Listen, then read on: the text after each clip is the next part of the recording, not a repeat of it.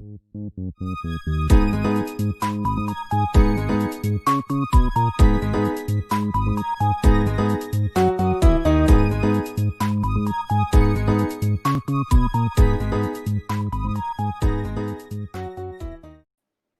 hello, friends. Welcome back to Sequester Mini. It's been too long. I had a too restful night of a sleep, but we are back and we're ready to talk Sequester again. We have a great group to go over last night's mini. A little heads up on who we have here. So we have one of the final four. We didn't get a ton of responses last night. We tried to track everybody down as per usual, but we couldn't find anyone. But we definitely have a good group, and we're going to go through everything. We'll start introducing them. First off, the one of our final four, the robbed queen, Navit. Welcome. I'm introducing you first. It's okay. I'm blindsiding you, but I'm bringing you on first. Hello. Hello. Welcome. We're gonna have a lot of talking to do today. How are you doing? How'd you sleep? I did not really sleep, but I'm ready. I just need to eat at some point. Oh yeah, no. Take your time. Take your time. We have Devon here. Hi, Devon. How you doing? Hello. I'm good too. It's tired as well. Still yawning. Always. You never get a restful night's sleep after 6 hours. It's impossible. Ariana, I feel like you're here more than me sometimes. How are you doing? Good. Yeah, I've been on a lot of Sequester lately. Oh my gosh, it's crazy. Good. We love to have you. The more, the better. Please, just keep coming on. Just keep applying. We have Dylan. Hi, Dylan. Hey guys, thanks for having me. Thanks for coming on. And we also have, I'm going to say it again. I said it as many times as I possibly could last night. I'm going to keep saying it as many times as I possibly can today. Ladies and gentlemen, Chelsea Donnelly's best friend in the entire world, Alex. Hello. Welcome. How are you doing? Pretty good of yourself? I'm doing great, thanks. And we have some more people we're going to bring on in the background as well. But let's get right into it. What were our thoughts going in as we got into prior to the first round, seeing the videos? Did anybody stand out to you? Did the cast stand out to you at all? What was everybody's thoughts? Well, I was really excited to be in a room with Ariana to start with because, I mean, we've commentated together, been on a Zoom call together, just watching a game. So that was a nice surprise. I had no idea she was playing last night. So yeah, I didn't know you were playing either. That was amazing. And then we had Muna as our mod, which was just so great. And I loved it so much. I kept unmuting to talk to Muna, and I probably shouldn't have done that. But yeah, that was before the game started, so nobody saw that. But I was so excited to have her as the mod. I will definitely say, we'll touch on that now since you brought it up. Muna as a mod was incredible. I messaged her last night just to say how people, like, unlike any other mod, when she said room limit, people got out. Like, they did not want the wrath of Muna. They said, room limit, okay, it is time to go. We're getting out. So I thought it was great. Muna was a great mod. See, the one time I was really with Muna in room 5 and sticking around, I did stick around, but I got a lovely musical moment out of it, so... I want more celebrity mods. I want like bring people in to do, you know, even if it's just one time. Like, it's always cool when you hear a voice you're familiar with as a player. Why don't you mod, Louie? I feel like I'd be a terrible mod. Maybe. I don't know. I'd have to get, because I feel like Muna had, like, you know, she thought about it. She had some catchphrases ready to go. Like, I feel like I would need to, I don't know if I have a catchphrase. I'm going to need to start saying something over and over here. And then start. Yes, I'll have to work. That is smart. That is smart. All right, sorry to interrupt. What else did we think looking at the videos and everything? So I guess for someone like me who hasn't played before, I guess just for me looking at the videos, I was just kind of looking for, like, who had energy, who had kind of positive vibes that I feel like I could click with very early on. And the thing is, that was a lot of you. I feel like there weren't that many duds in this particular group, at least. They were very strong videos. I feel like I need to explain myself on my video because I created a target for myself minute 1. The reason I did that, it was sort of strategic. I had played a previous game similar to Sequester, and I did come in second place. And the reason was because I was under the radar the whole time. So when I made it to the final 2, people were like, you didn't make any big moves. What did you do? So when I came into this, I said, I'm going hard to start. So I said, if I'm a target to start out, I'll get my way out of it because I had the confidence I would be able to. And for 6 rounds, I was able to get out of every single target on my back by playing this meat shield game. So yes, I recognize it was a bonehead move to say that in my intro video, but it did get me pretty far. Honestly, I was like thinking it wasn't even that bad of a move in general. I would honestly say it's not that great of an idea to say that you've played before, which is why I wasn't thrilled that Chelsea said that she'd played before in her video, but I don't know if a lot of people caught that. But the fact that you did say it made you such a big, again, the word meat shield, even we said it so much last night, but it got you really far. And I think I was one of the people who was like, we need to keep him around. He's going to like be a target, because I also wanted to work with you moving forward. And if you hadn't been DQ'd, I think you could have made it really, really far. In retrospect, I wish more people would have done a video like yours, to be honest, because it made you have to just initially jump into the game. There was no BS of like, let me feel around, let me see who I vibe with. You were like immediately like, I'm playing the game, I'm here, I'm a threat, do it. And if I made another video, I'd want to do that thing too, because you were safe for the first 5 rounds. People were like, obvious target, let's not knock him out right away. You know what I mean? And I mean, we'll get into it, but that kind of attitude definitely impacted my vote in the first round when you were really out there. So it has its advantages. It really. Yeah, room 4 instantly said your name, Dylan. Yeah, I think every room instantly said my name, which is why I knew my back was against the wall. Hey, Ferry. Oh, no. So that was why I was pushing for Brandon hard the first round. Yeah. Sorry. It kind of made sense. At one point, I was in a room with Shane and some other people, and it was brought up that Dylan might be vindictive when he tethers people. So I think that was a turning point for me. Then I got into a room with Brandon, and he changed my mind. I got out of that room. I was stuck in the room with Dylan when the round ended, and he just literally said, I'm going to tether everyone in the room if I get out. So, yeah.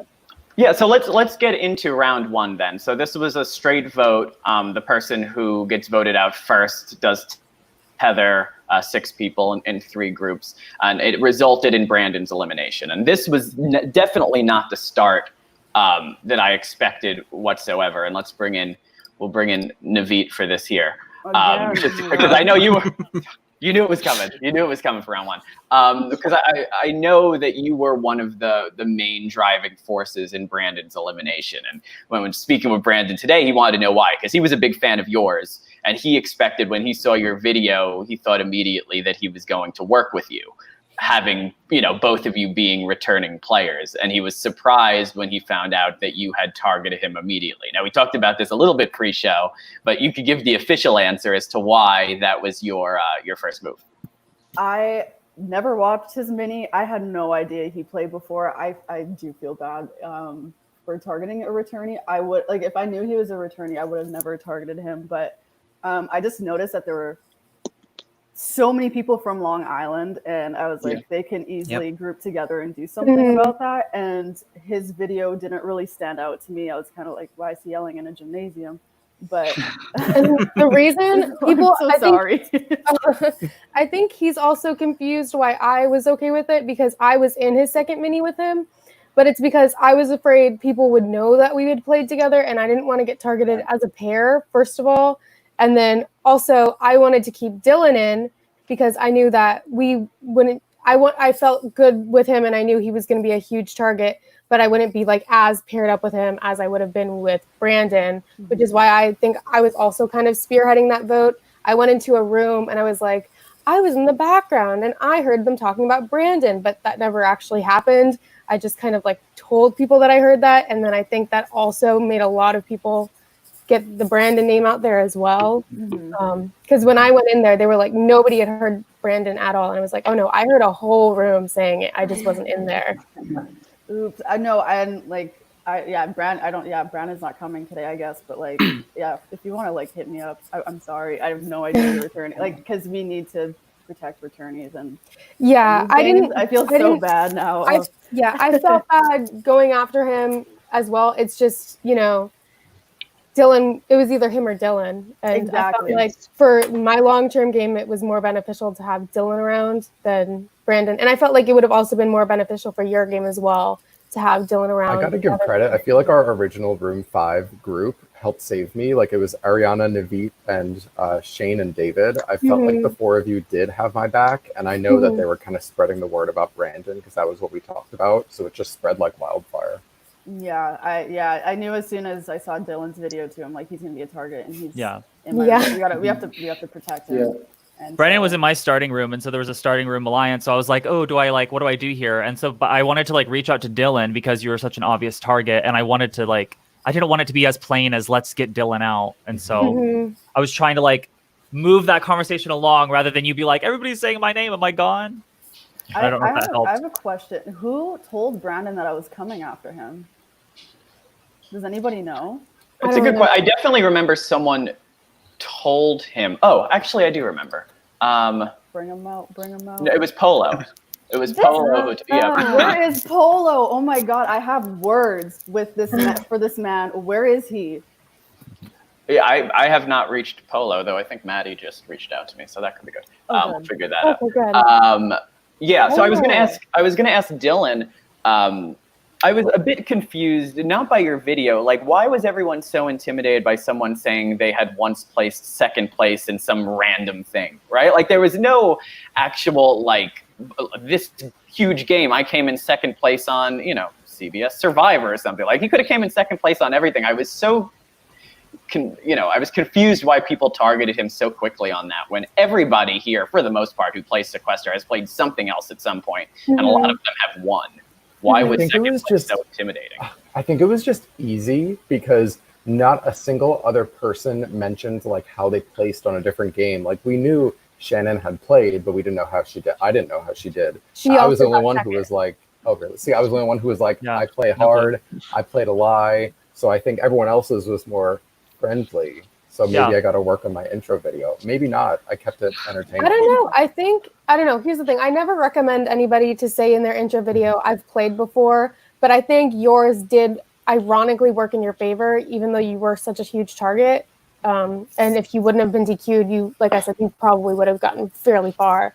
I had a feeling. I think in the context of a mini where nobody knows each other, nobody can pregame, like there are people that are aware of like other players, but like for me, I've only seen like Navit. Everybody else I didn't know. And so when other people are in the position, you kind of just have to go off surface level stuff. Like what do we talk about? Like, I don't know anything about anybody. Well, this person seemed like a threat in their video, so I guess they're a target. So I think that's kind of the fueling factor behind that kind of mini. You need a reason for like the first two rounds, whatever it is. It kind of reminds me of Big Brother 14 with like Ian Terry, how he got targeted just because he was like running around that night, being Ian Terry. And then he ended up winning. But it's just small little things like that you can target someone with. So. But also that round, I think for me, the fear of the tether was very much in my blood because I know I had a little awkward encounter where like, hey, I heard Dylan. He's like, I'm Dylan, because I think I had confused you and David for a second. So I think I thought you were David for a minute. And so by the time it came to vote, even though I had heard you more than I heard Brandon, I thought because of what happened, I thought there was a much higher chance you were going to tether me than Brandon. I was going to tether your ass. I figured. So. Yeah, I don't even know how to avoid like a tether. When I saw my name for like the tether, I was in shock. I was like, who told this man? So let's go. So after Brandon was eliminated, he tethered Travis and Navit, Alex and Jennifer, and Ferry and Jordan B. And it seemed like Navit, you didn't have a ton to worry about. All three groups got mentioned, but I feel like yours was on the least amount of the three, and it was basically between Alex and Jennifer and Ferry and Jordan B. So how did we get to decision that Jordan B and Ferry were the ones to go? For me personally, I just didn't want a girl going home so early because there were only 6 of us and there were 16 boys.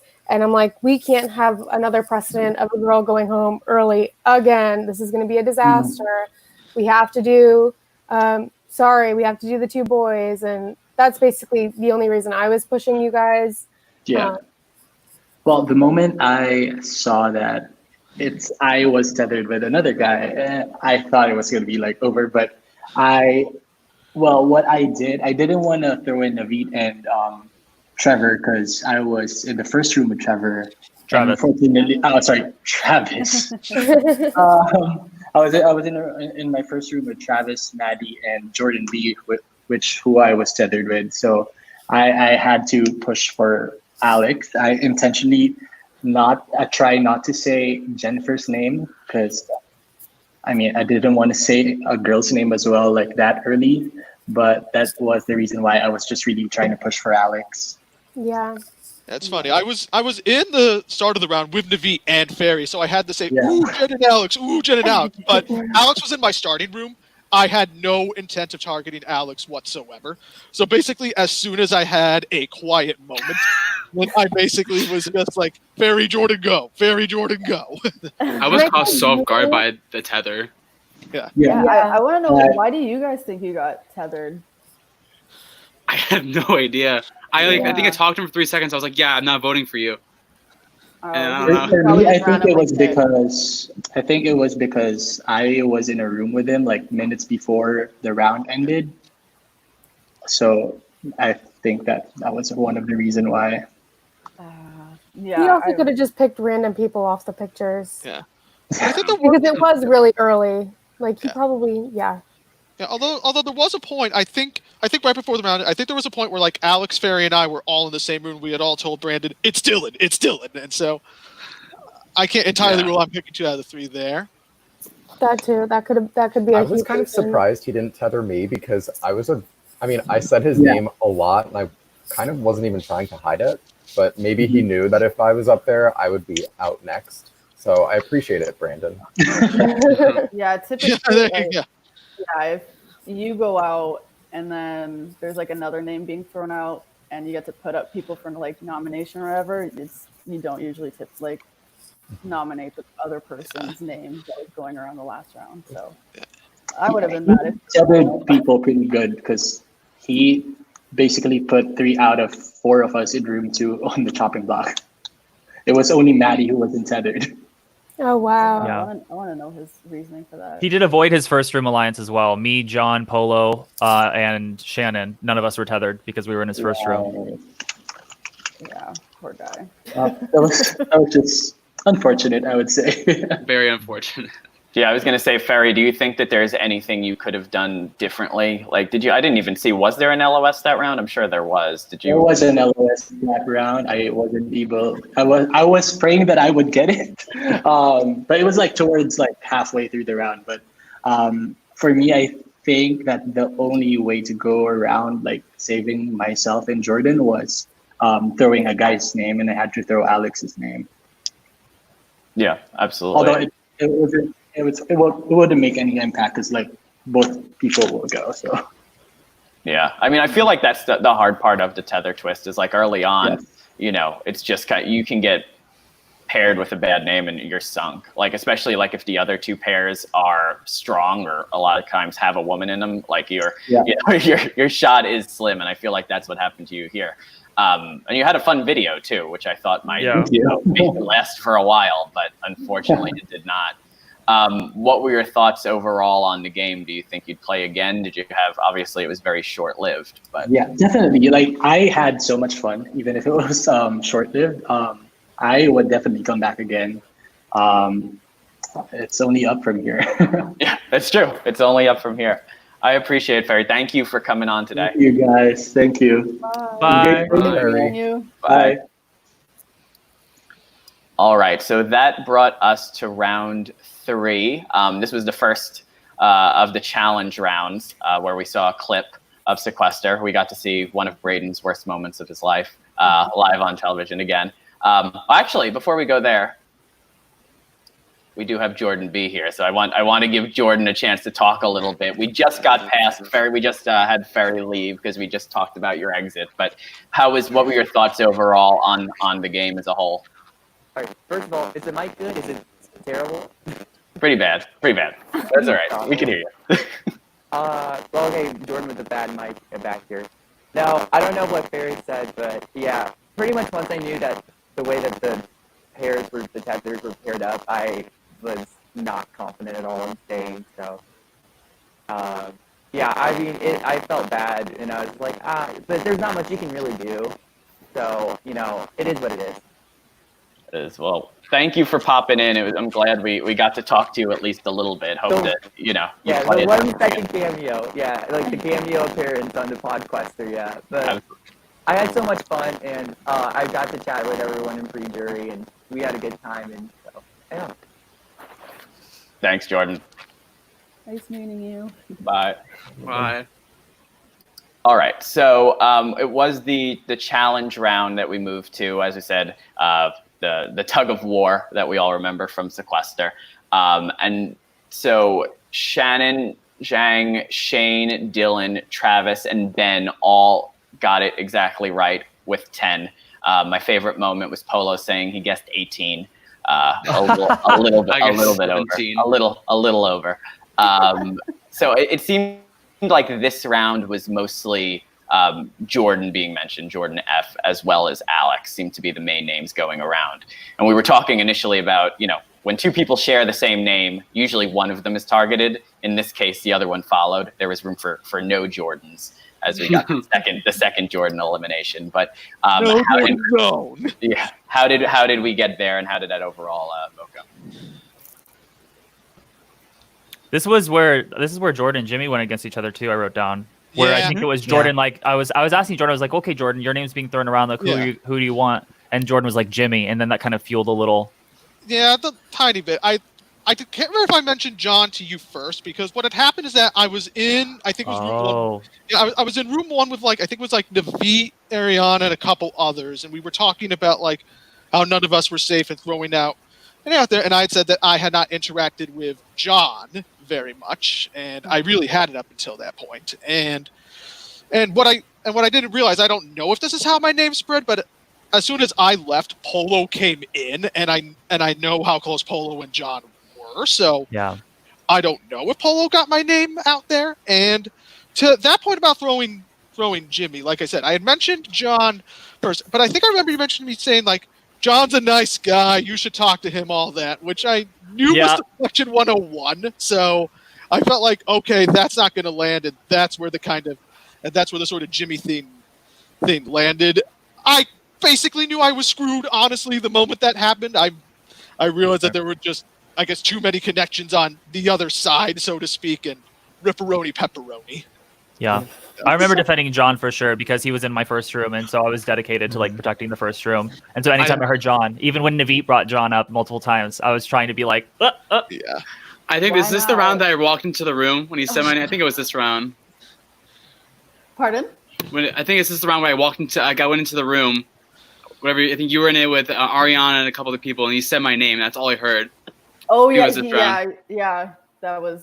I honestly thought that was later for some reason, but no, Ariana accidentally said John. I think said we were. Yeah, I couldn't relate that. Yeah, what happened was I was looking at the stream. I was hunting for LOSs, and we had a room limit. And then I thought John was the one who left, but he wasn't.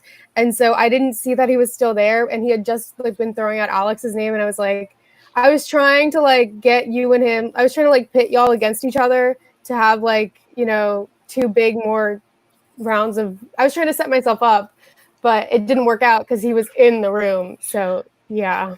That's why I was like, wow, you're just saying that he's right there. I was like, oh damn, okay, it must be true. Yeah, no, it wasn't on purpose. I was just not looking at my screen. I was looking at the stream, hunting for LOSs, and I was just dumb. So messy. Yeah. What's funny about that whole round is that I actually never heard Alex's name once. I think it was just because I was so much in tunnel vision that I had to defend myself about 10 minutes straight. But I never heard your name, Alex. So clearly I was out of the loop on all levels there. Well, I think because John, a lot of people were going after him, and then so John was going after Alex because that's why they were going after each other. That's fair. I think my room originally wanted to do Alex, but then Shannon came in and told me and John that you were spreading our names, so it just switched. And I was. I'm not. I will not lie. So, how dare they target someone who did what Shannon said? Nah, I can't. I honestly can't be bitter about it. It is what it is. I loved your video. Hello. Shannon. Speaking of Shannon. Hi. we're Thought I'd talking- pop in when I hear my name. Yes, we're talking about your role in my demise, Shannon. Yeah, so as Devon said, me, Polo, him, and John were in the first room together, and we were really committed to that. I mean, Polo told us about his alliance with Maddie and everyone else. So when I heard you were coming for John, I had to defend him. That's fair. So. That is totally fair. Yeah. And as Dylan said, Dylan said his name. Dylan said my name as soon as I walked into the room. So it's like, as soon as that happened, like, ooh, shit. Yeah. You know, Yeah. I actually tweeted the video if anyone wants to see it at ABC Dylan. Literally, Devon and I were talking, and I as everyone left, I said, "So we're going Jordan R," and then Jordan F entered the room, and he was like, "Actually, it's Jordan F." Exactly. Yeah. So awkward. Listen, At that point, I knew I had to vote for you because you Yeah. kept saying your name. No, that's fair. That's fair. And I mean, I don't think there's anything you can do about that, really. And Yeah. that's it. Situation. So. Yeah, I was going to ask Jordan, is there anything you think or that you would have done differently in those first few rounds? Not pick John in that room one, because clearly I was not aware of the John poll on that end. I was not aware of the poll John had on a lot of people, and I think that kind of fucked me over, admittedly. So, like I said, it is what it is. I honestly can't get too upset. First time here. I had fun for like the hour or so I played, you know. I was gonna say you also had a fun video, the prom mini. Yeah. I assume you watched the prom mini then. I did, yes. Awesome. Yes, yes, I did. I considered going in the suit for this, but I figured just for time purposes, we'll just go with a plain T-shirt for now. Probably for the best. It gets hot. Yeah. Any plans to play again? Hopefully at some point. I think I do need some time to decompress a little bit because this is kind of a lot to go through. And yeah, I mean, I may skip some point of application period, but I wouldn't mind playing again. We'll see if I can graduate to 5th boot or 6th boot or 7th, slowly but surely. As long as you're improving, it's all that matters. Exactly. Upward trajectory. Yeah. Absolutely. Thank you for coming on, Jordan. Appreciate it. All right. See you, everybody. Bye-bye. Bye. All right, so that brings us into round 4, which was you had the option hitting the red or green button, which I don't think we saw the night before, and I feel like that's usually in every game, but that was not featured. So that made a comeback, and this is the round. It actually ended. It resulted in a tie between Jimmy and Dylan, and then it ended with Jimmy's elimination. So how did we get to that? And also joining us for conversation in this round, we have Ben as well. Hey. So let's go through all of that. Hi. Who are we voting for? Yeah, so I pressed the red button, which in my last game I did green, but this time I tried to be more dangerous, more wild, so I pressed red. What did you guys do? I pressed red. Green. I pressed red because my back was against the wall at this point, so I was like, let's switch it up. Let's see if this twist can help me. Red for entertainment, man. I felt like it was kind of like, I don't know, like when you're in it, I think it's hard to have a good read of how everyone else is kind of like reacting to the game. But it definitely at that point kind of felt like it was kind of slowing down, I felt like. And I kind of wanted to try and keep everything like high energy, keep everyone on their toes. So red seemed like a pretty fun. Has there ever been a time where everybody pressed green? Because I've never seen one. Yeah, so I'm just like, every time that comes up, I'm like, well, like, do I want to? It's like I thought I might as well press red this time, just so I'd be like one of the people that was willing to do it. But so my room, I forget who was in it, but we were originally going to target Zach, and then we changed it to Jimmy because his name has been thrown around the previous round, so we thought other people might vote for him. And we were really surprised that someone played an LOS, and we really thought it was Dylan, but then he got votes. So it was Zach who played the LOS. Yeah. Was it? Okay. Yeah. Because I was in the room with him during that successful LOS, and he's the one who played it. Yeah. He didn't officially say it, but it was pretty obvious by his reaction to Audrey's comment of an LOS was successfully played. So yeah. I don't remember. Yeah, so I guess it was good that we switched it to Jimmy because then it ended up in a tie. So like it wasn't just one person going out. Like Dylan, you might have gone out there. And how awkward was it, Jimmy? Jimmy, myself, and Zach were stuck in a room together. So we were pretty much there to campaign for ourselves. Literally the second that Twist got announced, I knew it was going to be me. Because like the last round, I was literally in room 4 the entire time. Like I guess I forgot that I was playing a game or something. I don't know.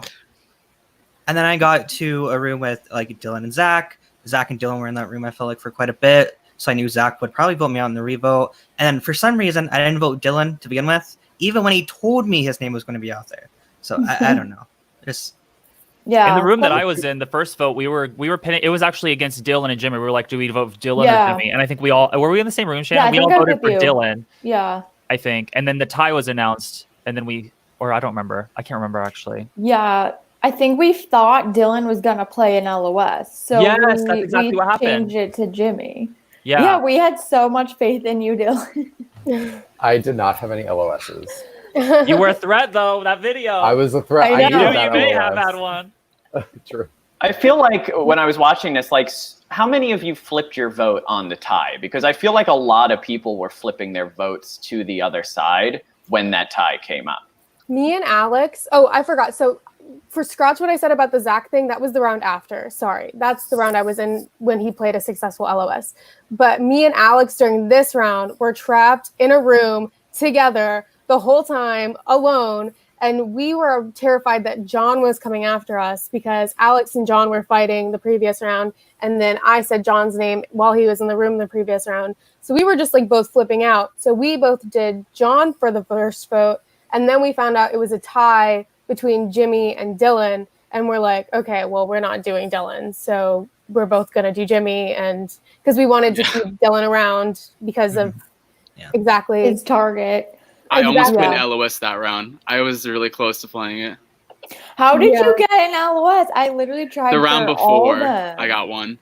During and that we, round, at the same time, me and Arya both saw it at the exact same time. It was like I slapped my computer. We got it. Get to it. I knew he got it. We hit it. I heard him hit it like a millisecond before me, and I'm like, crap, dang it, because this was my chance. I didn't get that one, though. Oh, I got the round before. In my 2 games, I haven't found one LOS. It's I hard. found one LOS in both Very of them. hard.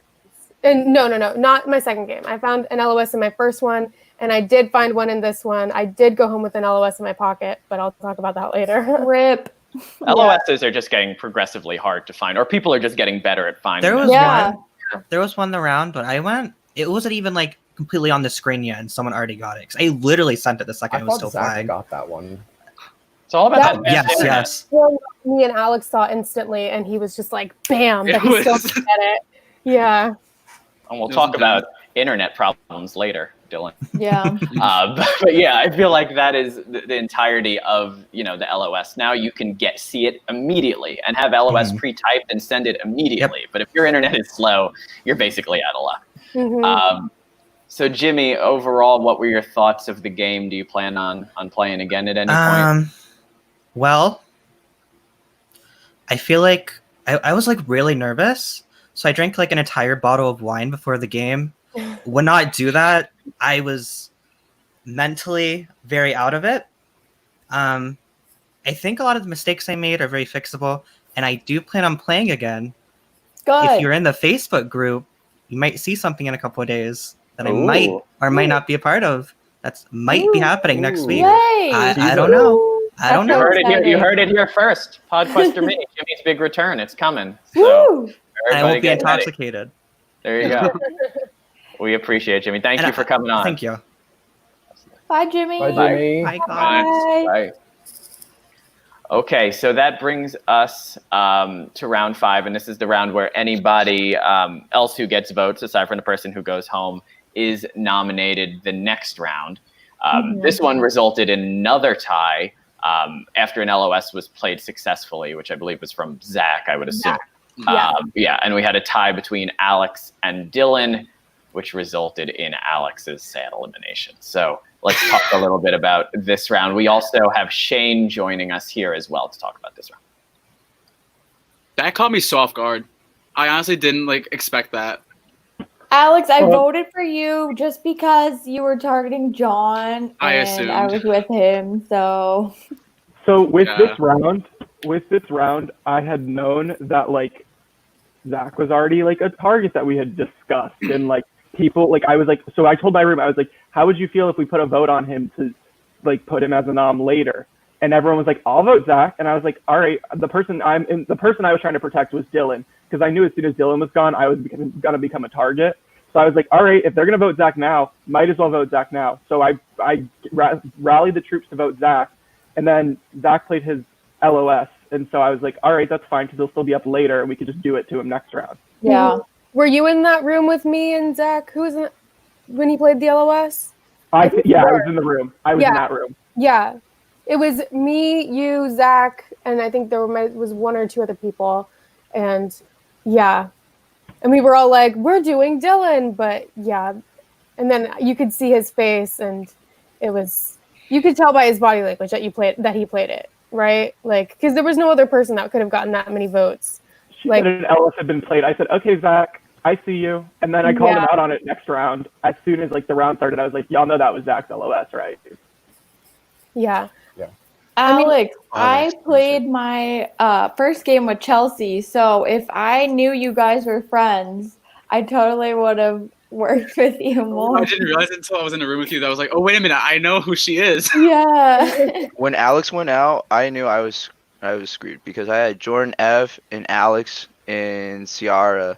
That was our original room, and I going into the game, right? That's who I aligned myself with, and I was like, I felt pretty strong about that. And then half of them were gone in the first 3 votes. See, that's why I was also caught off guard, because the first room not really alliance, but like we had like a whole thing going, and then like with Ciara, we made I asked to make a final 2 deal. I'm not sure if she was loyal to that. I don't know. I think Ciara just outplayed us. I'm gonna be completely. She was really good.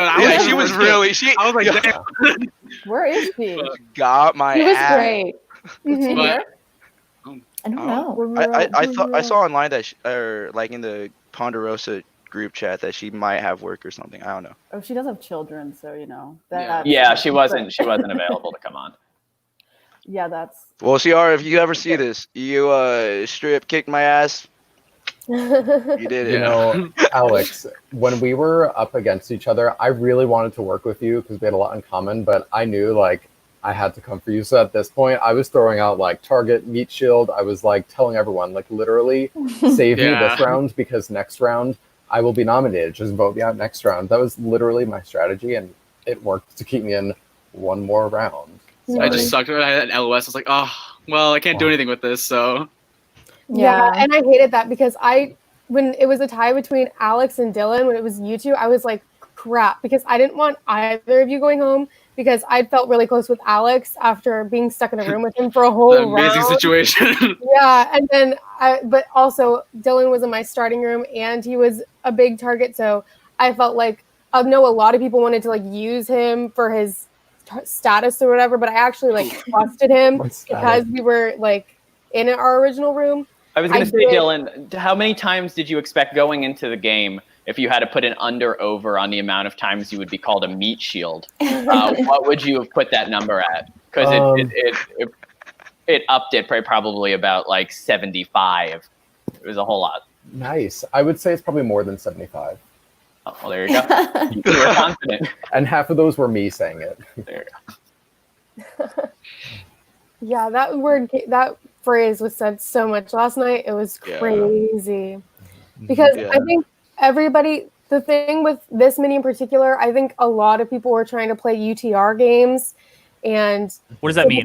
Like under the radar. Okay, got it. A lot of people were trying to play like very, very under the radar. And so they were like, okay, well, Dylan's a big meat shield. Zach's going to be the next meat shield. Everybody was trying to, instead of having like a target, they were trying to have like this huge shield in front of them. But the problem is that doesn't work when the entire cast of people is doing that, which is why Dylan, you would have gotten really far. Yeah. Because literally everybody thought they were like using you, even though like not everybody can't use you as shield. it doesn't work that way. I voted for Dylan the first round. I knew that he would be a good player, so I just kept wanting to get him out. But everyone was like, no, like we'll like keep him as a shield. But it was unfortunate the way you went out because I wish like it could have been different. That would have been like epic to see like how far you would have gone. But it worked out for me. I know. I was finally gaining traction too. I think people have finally stopped saying my name. Yeah, they weren't. Yeah, it benefited me, but like honestly, like it's one of those situations where it's not. I think it's like It's like if you're watching like CBS Survivor, or like just Survivor in general, you see like a medevac, you're like, wow, that might help so and so, but wow, that's just the worst way for the game like to go. Eric being medevaced like final 5, that was terrible. Yeah. So like Dylan, like my heart goes out to you because honestly, you were playing an amazing game, and I hope to see you again play. Yeah, me too. So too. I think me going out like really changed the trajectory of the game because you could no longer just default to Dylan. You all of a sudden had to actually go for someone else. I was curious about that, and we'll get more into it as we get there because I am curious about that. We've never seen that happen, that it's gone to a vote based upon technical difficulties and then like what everybody was thinking there, because I don't know if I would have made the same decision. But anyways, back to that round. So it did result with a tie between Alex and Dylan, and it resulted in Alex's elimination. Alex, you were hyped up to me the night before. I was watching you. I don't know why. I heard there was you have a chicken, correct? Yeah, I do. Chicken named Kanye. We didn't get to see the chicken live on air, which made me upset. I thought maybe we would get a chicken showing, but maybe she'll appear again one day. Yeah, please. How was your experience overall playing Sequester? I had a lot of fun. I didn't realize how fast it goes by. Like the rounds felt like 3 seconds. And I was like, I didn't talk to anyone. Yeah. So I was like, oh. So. Had you seen Chelsea's? Had you seen a lot of these, or were you? Yeah, I remember watching Chelsea's, and actually, Shane, I'm pretty sure I was like yelling at the screen, like, "What are you doing? Stop coming for Chelsea!" the entire time. Oh my god, I know. I wish I worked with her more, but we just never saw each other in the beginning, and then by the time I saw her, like our alliances were just after each other. So Alex, that's just how it goes sometimes. You think you'll throw your hat in the ring again and try 100%. Again? 100%. Okay. I gotta do better. Good to hear. I mean, you could do Best Friends, Blood versus Water, or something. Yeah. You can play together. Sounds see good. How that one goes. Yeah, we'll see. Thank you for coming on. Thank you so much. Bye, guys. Bye, Alex. Bye. Okay, so that brought us to round 6. So the remainder of who was nominated from the prior round was John, Zach, Navit, Devon, Ben, and Dylan, who all got votes in the previous round. And this is what resulted in Zach's elimination. It seemed like most people targeted Zach now because he didn't have an LOS anymore. So it seemed like an easy boot. Was anyone else considered, do you think, during this round, or was it mainly all just Zach? I heard my name. And I don't know. So I spread your name as a future option down the line because I started catching that you were jumping from room to room and telling people, hey, so-and-so's talking about you. And I was like, it's only so long till he goes to a room that I'm not in and says, hey, Shane's talking about you. Yeah. I said, all right, it's time to cut him. So with that, I was like, all right, like this round I need Zach gone, though, because that's like Zach played an LOS so he can get an LOS. Yeah. I'm catching LOSs as they're popping up on the screen. I'm still not getting them in Skype. So he obviously got something I don't have with some fancy Wi-Fi. So it's like, all right, if he got fancy Wi-Fi, he can go. Like, let's level the playing field a little bit. So I decided, like, I was like, all right, y'all, we need to do Zach. So I spread Zach as much as I can. I kind of, with my strategy, tried to stay in the same room a little bit. I wanted to pull a Shireen almost, and like, because usually when like a vote is decided, everyone disperses to go to different rooms. So when everyone would disperse, I would usually sit in the room and wait like 10, 15 seconds because more people would jump in. And so I was kind of letting more people jump into my room than me trying to go hunt for other people in specific. But it didn't end up working, obviously. I did not want Zach to go this round. I had just made an alliance with him like in room 5. I don't even remember who was in that room other than Sierra, but I did not want him to go because that's another big name that's just like out there that I can hide under because everyone kept talking about the first 2 rounds, how I played before. So I really didn't want that. Did he also offer you a final 2 deal? Because at one point him and I were in the same room and he was like, final 2? I was like, sure. Why not? No, we never had one-on-one. I couldn't get any one-on-one time other than Jen when we were locked in a room together. I had one-on-one with you, Navit. Navit, you had a lot of one-on-ones, girl. I think you tried to make a lot of final later twos. on, like the first like Hi, Jen. Hi. Here. Hi, Jen. Like one-on-one time the first 6 rounds, it was like impossible, but I did not want Zach to go this round. And Ben, I don't think I talked to you at all during the game. So no. So like traditionally, I guess for me, honestly, Sequester is a very new game to me. You know, I've really sunk my time over quarantine into like Survivor, which is a much more, you know, it goes over 39 days. You can slow the pace down. A lot of stuff can happen. And so for me, Sequester seems like a very high pace, high energy, very random game. I see a lot of people on the Facebook like community kind of like, you know, complaining about certain twists that get them out, stuff like that. And so for me, as someone who didn't really get the flow for the first few rounds, I was just trying to sink my nails into any alliance that would stick. And unfortunately for me, my first room, you know, half of it's gone in the first 3 rounds. Now I'm, you know, delegated to go float and try and, you know, I'm using information just as, you know, hopefully people will keep me around because they know that I'll just say whatever. And unfortunately, I don't think I could, you know, obviously I didn't find anywhere to really like solidify my spot, but it's just really fast paced. It's way faster than I was expecting, and super so fun. Quick. And like you have to consider and like luck as a factor too. Like you just got like unlucky that all of your starting room like went out first. Yeah. But like next game it could be the complete opposite. So don't be discouraged in the future. Like there's that. And we'll probably talk about it later. But there was like that immunity challenge, like the word search. Like I'm dyslexic, and I knew I needed immunity, and it comes up, and I was just like, Guess a number all. But no, I felt like, shit. What round are we supposed to be talking about? Round 7. We're talking about where Zach left. Zach left. Yeah, I was surprised. Like I heard my name. And like earlier in this round, I did my own little confessional because I thought that Zach's name was up because I had thrown my vote on him, just as something to set it up the round before. So I'm sitting in this like little confessional, just kind of chilling out. I'm like, yeah, I think I'm floating. You know, I don't think I'm that big of a target. Shane comes into my room, or someone. I think it was Shane. Shane comes in and goes, "Hey, your name's everywhere." And then I just go, "Oh shit."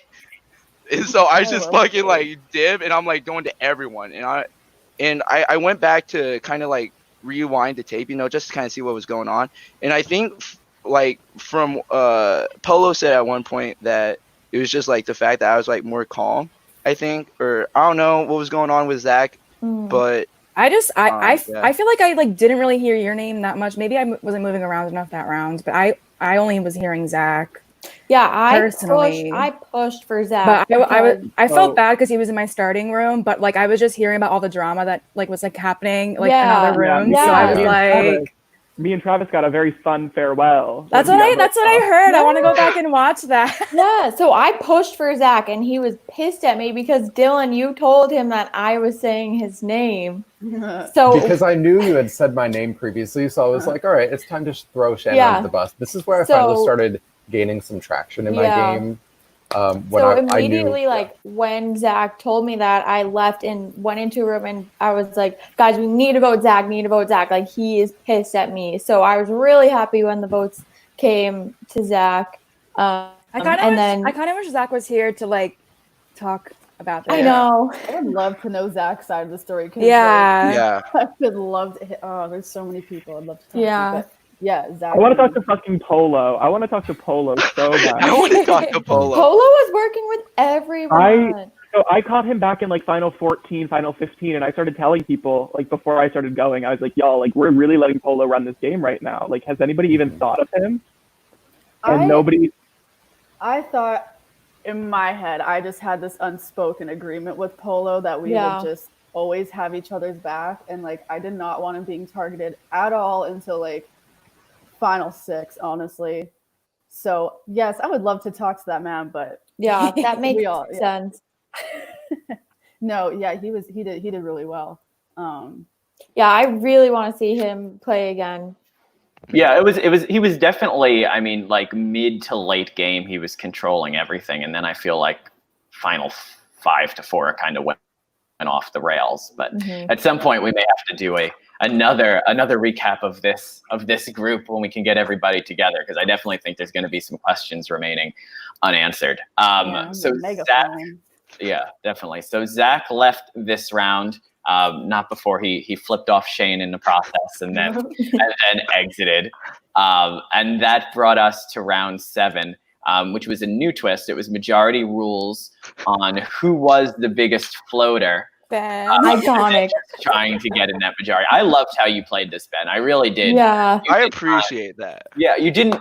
It was so smart. A lot of people would have overplayed and been like, I don't want to be the floater. You can't vote me as the floater. I'm not a floater. But you really just like took a step back and it realized it didn't matter as long as you were in the majority. It didn't matter. Exactly. That they voted for you. Let's talk a little bit about, well, we'll get into this. Let's start with the thought process of why everybody chose Ben, and then we can get into the other drama that went on throughout this round. I was completely fine with everyone dumping their votes on Ben, because then it'd just be a regular round at that point, and I knew I wasn't going to be targeted, so I didn't care. I was feeling the same thing. I didn't want, at the same time, I didn't want everybody to just do Ben unanimously, because I'm like, we need to have more people who are at risk so that their names are out there, so that we're going to have more people to target in future rounds. So that's the reason I wasn't like totally like loving the twist. I think I was talking to this about people last night. I think the way, if Audrey does this twist again in the future, she should probably have everybody just stay where they are, no talking to anybody, just vote instantly who you think the biggest voter is. And then the majority, like a regular majority rules where you just write and there's no talking or strategizing, and it was also a really long round. And so the fact that it was a long round, we got to talk, we got to switch to multiple rooms. Yeah. Made basically everybody know it was Ben, including himself. And he's like, I'm voting myself. And then we're just like, okay, well then this is just going to be a normal round. So I do like having a majority rules type round early. I just think that we shouldn't have been allowed to talk for as long as we did, and if we were able to talk in the future, probably just locked in rooms again, probably. Yeah, those rounds should definitely reflect individual perception of the game and reward those who have a really good understanding of who's actually the floater. Because for me, when I wrote down my list of floaters, Ben was not on there because I had spoken with Ben. So there were a lot of people who were like, Ben's not a floater. I don't want to do Ben, but then but I'm doing him now because I don't want to be in the minority. So my game plan with this twist was to get everyone to vote Ben. As soon as Ben agreed to being the floater, Ben was my target. So I was like, all right, Ben, will you be the floater? And Ben was like, yeah, of course I'll be the floater. I was like, perfect, time to send Ben out. So I was like, everybody vote Ben. If I can get the whole cast to vote Ben, we'll all be nominated. But Ben will have just been outed as the floater. It'll put a target on his back and he's going to go. This that's just not how it has to be the same round. Dylan had his I was fine with voting Ben as the floater just because it was the majority, but I didn't want him to go home. But then once the round was over and everyone was up, everyone just said Ben as a name. And the girls, we talked about not doing that because it was kind of just like a weak move because Ben was just the one labeled as the floater. So why would we get him out? So my question would be, is in the normal round, right, where Dylan doesn't have his computer issues here, do you guys vote for me? I wouldn't have voted for you. Yes, we absolutely. did because that was the only name people would do. Okay. Actually, I split up because when Dylan's technology issue happened, I just thought I forgot to vote. So I literally, Audrey came back and started talking. She said, I have an announcement. And I went, oh my God. And as she said, she's like, I have, and I typed Ben and then hit send because I literally thought I forgot to vote. Did I vote for you? Yeah, I think basically, I know that you were trying to stay with like a strategy of being like, I want to be in the majority as well by voting for yourself, Ben, but by being so okay with being the floater and by being like, I'll vote for myself, it put your name so out there that people were just like, okay, well now we're doing Ben. Yeah. And if Dylan hadn't been DQ'd, I 100% think you had enough votes. Yeah, I had that feeling too. You know, and Did you vote to send Dylan out with the tech issues? Because Yeah. we only did one vote, so I assumed it was I had Ben. to. Like for me Ben, at that you point, had it's one of to. those situations where it's like this is the worst situation to put it in, right? But like if Dylan's here, I'm 90% certain he does it. If you know, and it's just unfortunately how the game went. I mean, like obviously it didn't help me too much. Shane and I feel like Shane and I had a discussion where we were going to vote Ben the floater and then just vote him out because his name was there. And I said, that is A-okay with me because finally it was named that was not me. So I was set that round. I didn't even need to be there, but I did after I voted for Ben. That was where my tech What issue happened? So after I voted for Ben, I went to switch rooms and my audio and my camera just stopped working. It was like disconnected. So I would join a room and I could hear and see everyone, but no one could see me. So I X'd out, I messaged Audrey and I was like, I'm having camera issues. I don't know what to do. And she was like, I don't know, try rebooting. So I had to restart my laptop, which took about 5 or 6 minutes. And so I technically missed that round. You didn't see me in that round that everyone was discussing voting for Ben. And by the time I came back, I entered a room with Navit. And Navit was able to quickly explain, like I told her, I was like, I kind of missed that. What happened? Navit kind of filled me in. She said the vote is Ben. So the mod kind of told me like I was good for a second, but then Audrey messaged me and said she would have to disqualify me. And I actually tried pushing back. I was like, is there anything I can do to stay? Like, I really just missed the round. Like, I can still submit my vote for Ben, like anything I can do. And she was like, that's why she put it to a vote, was because I was kind of pushing back because, but you know, for the fairness of the game, I feel like you said it had to be unanimous. I was heartbroken. Yeah, I wish it would have been a majority and not a unanimous. I understand why she did a unanimous one because it is like much more fair, except I think that people voted to send you home, not because they didn't think it was fair, but because they wanted to finally get you out and they used it as an opportunity to do so, not because they felt like, oh, he wasn't there, he doesn't deserve to be here anymore. It was just to get you out. It was like, oh, we can send Dylan out just by saying the word yes. Bye, send. That was my 9th life. That was around the time in the game too where, you know, my name starts getting thrown out and I go, well, I've kept Dylan around here. Well, we all kept Dylan around here as like a meat shield. Now might as well be the time to get rid of the meat shield. And I kind of like just gauged the energy in the room. And it's just like, why the fuck would we get rid of our meat shield? You know? And so it was like, that was this moment, you know, I remember clicking out of that room and just going, wow, Dylan's gonna go far. Because you had like, and that's why I think it's also just really unfortunate. Like you know, like you had hit that point where I feel like people were starting just to like be like, screw it, we'll get him out eventually.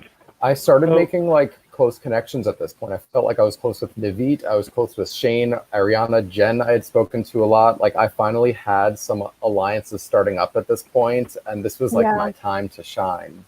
It was I have so a question for unfortunate. Shannon. It was so actually. unfortunate. You can take me out, Louie. So Shannon ended up being the first person to slide my name out, and I realized it started happening after Dylan had left. Did you not consider me really a target until Dylan went, or did you just kind of wait until Dylan went? No, I didn't even think about voting you before that. We talked times. You were not even on my mind until the round I said Shane, because the round after Dylan went, everyone still wanted to vote for Ben again. And I didn't like that move. I thought it was like a little boring just because I didn't think Ben deserved that after being called a floater. And so I looked at the board of all of us, and you were really the only person I had the least connection with. So that's why I just said Shane. So I was really, really blindsided with Ariana going out that round. Yeah, I had no idea Ariana was going out that round. But for Dylan leaving, it was like, I was like, no, like, this is so stupid. Like, I remember, I think I was in a room with you, Shane, and we were just like, what's going on? Yeah, there's pictures. There's pictures of our faces just with our jaws like this. But, you know, for the fairness of the game, I can tell you, like, I did not check my phone during this time, but I was unaccounted for 5 minutes. So I understand in the rules. It states that, Yeah, Dylan, here's what I'll say, because I feel like of the, it was a slower mini, I would say. Overall, this is one of the rounds that I had the most thoughts on, in that that's happened before and people haven't been kicked out, right? I feel like we've seen lately there's been more talk about different things and, the safe sanctity of the game and making sure people don't have the opportunity to, cheat in any way. And I think, it's for the best because it does set a precedent and, it probably needs to be like this moving forward. But it's a shame you were screwed on it because I don't think you necessarily missed a ton. And I think you probably could have gotten back. You still would have been a target. You were a target the entire game, but you could have continued to be a target within the game. Was Ben the only vote to send you out, or did other people? I think Shannon. I voted for him just because he said my name the previous round. So it just seemed like a good opportunity for me. Heck yeah, Shannon! Woo! Oh man, I'm still so heartbroken over that. As soon as he left, I said, "Oh no, I'm gone in 3 rounds or less."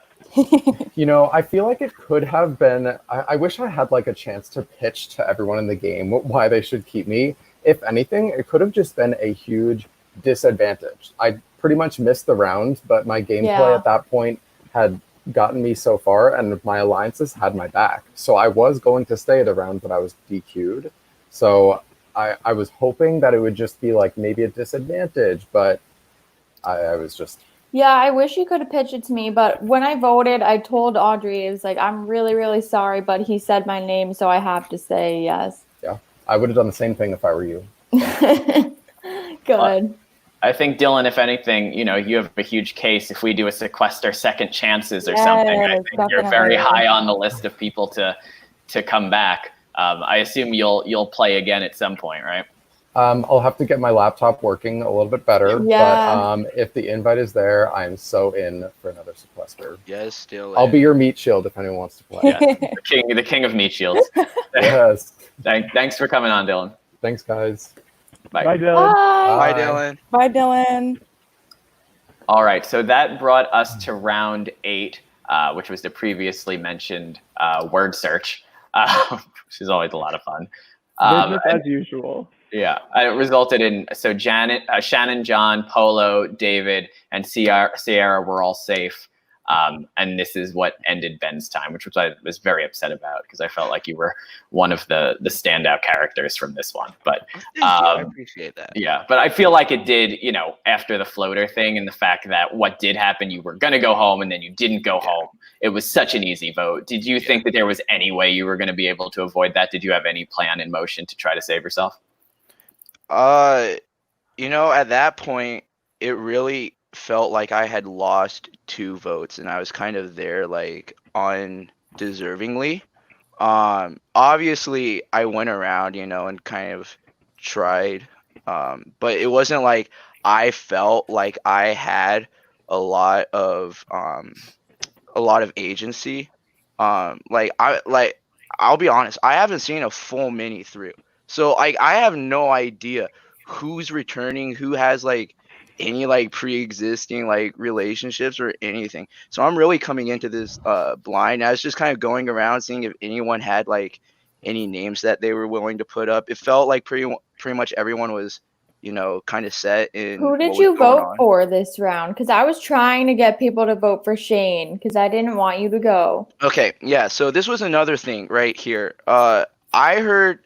So right before time gets called, I'm in a room with Polo, Navit. I can't remember. I think, but definitely Polo was there because the last sentence I hear before voting is vote for Shane. He's like, if you want, just vote Shane. And I look at Polo, and I'm sitting in this room, and before the people I had I remember this round now because I started out in a room with none of us were safe. So there was 5 of us and we said, hey, let's all just put something on. Do you just want to put it on Travis? And so I thought I had 5 votes on Travis. And then if they're spreading it as well as I think they might be, Travis might be going out. Shane might just be like a vote for me to, throw it on to just eliminate my vote as a number. And so I ended up voting for Travis just because that's where I felt most secure about the numbers. And I remember typing in, I'm like, wow, I'm gonna probably regret not voting Shane here. But oh well. Yeah, no, I I had no pushed hope. Shane to Polo, so I'm glad he went back and said that to you. But people still majority voted for Ben, so I guess it didn't get much traction. Yeah. Right. But I think this was around the time where me and Navit had a one-on-one, and I was like, oh my gosh, Navit, I can hear Brent in my head being like, this is the world's most boring Yeah. Yeah, I was there too. Yeah, I was talking to her like one-on-one, and then you popped in, and I'm like, guys, this is so boring. Like, we need to like do something, because I can feel the viewers like just dropping off, because it was just very predictable, like not in a good way. Just those just boots, like everybody knew it was happening. It was very like, and so we were like, what do we want to do to try to like switch things up?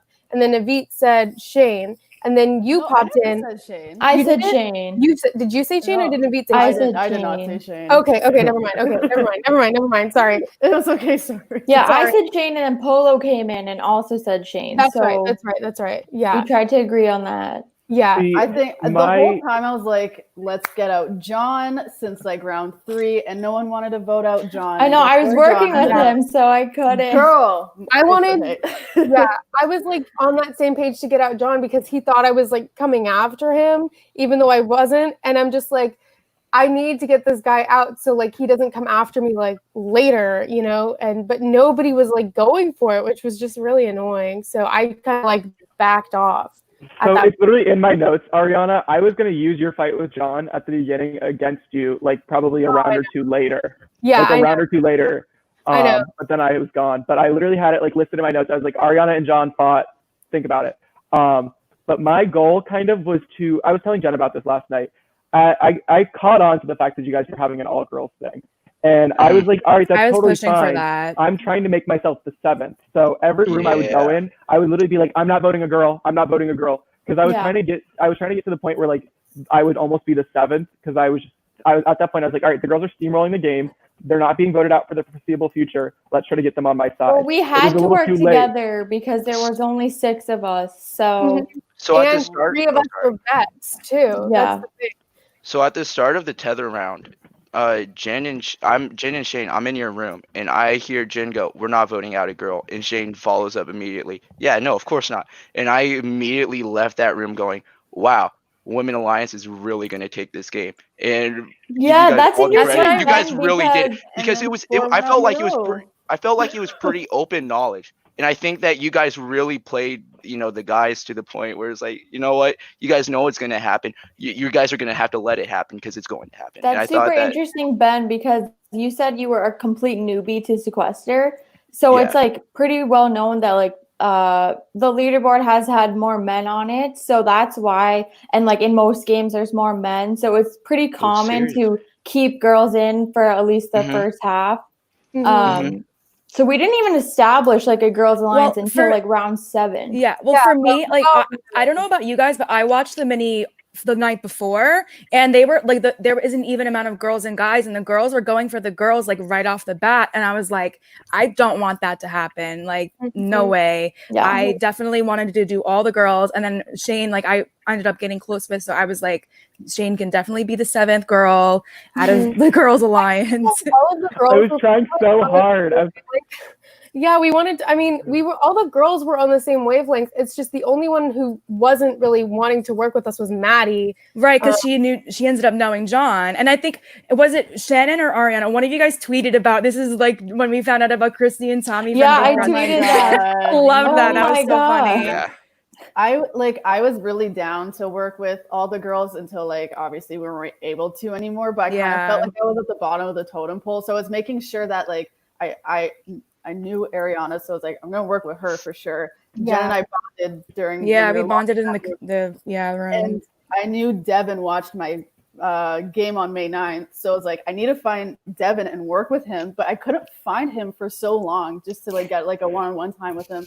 And then I also on the other side wanted Shane and Dylan and David as well. So, and then I thought I could have something with Polo too, but that didn't work out. So it's like trying to just be as insulated as possible moving forward. And that's why I was just like, John, and it just like never worked. So I know this is jumping really far forward, but like when you got dragged, I was so upset because I was like, all right, Navit's about to win. Like, here we go. Like, she just made the entire game. She didn't make like any enemy. Like, I thought you played phenomenally. Yeah, throughout the you were game. playing so good, Navit. And then Polo dragged you. That was an interesting drag. I don't think Polo ever was going to even drag John with how he said it. He was like, this isn't my final answer, but Yeah, John, that's I'll give you time to argue.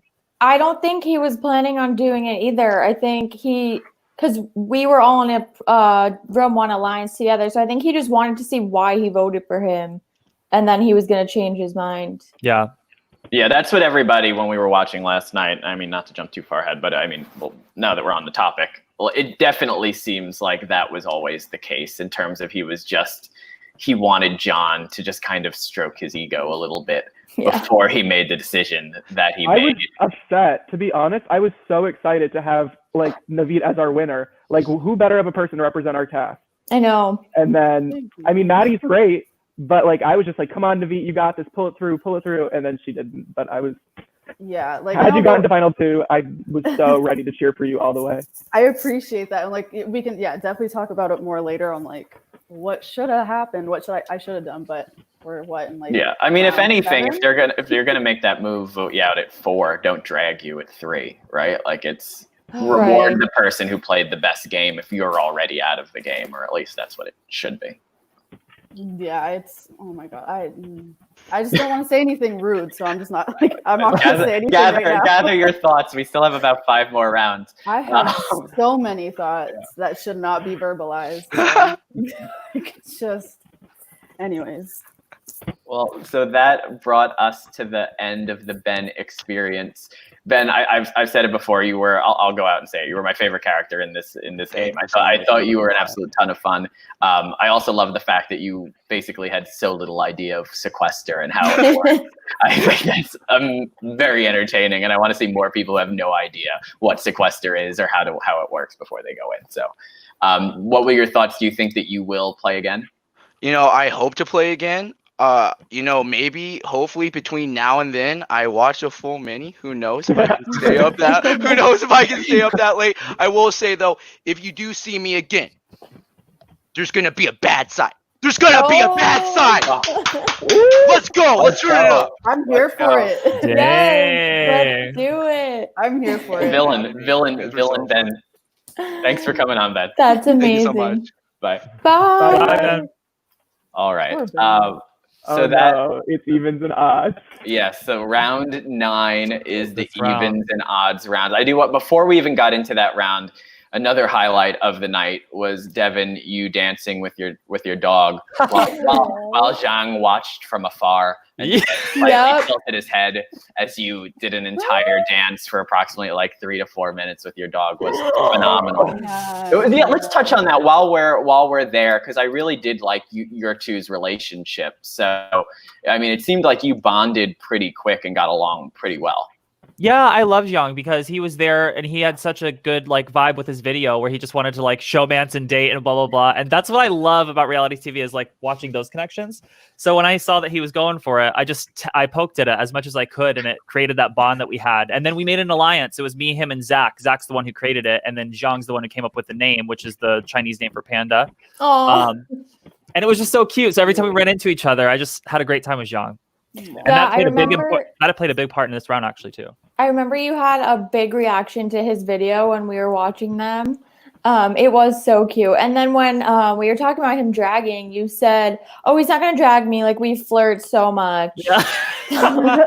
He just wanted to make I romance. didn't even vote for him. I was like, this man. I know. Song was great. But so this round resulted in, so the evens were Shannon, Polo, Shane, and Devon, and it resulted in Shane's elimination. And while we're on the topic, I was hoping David would be here by now, but he's not. But let's discuss another part I was rooting for was the Disney Alliance. Yeah, I know more about the Disney Alliance and how. So I think so.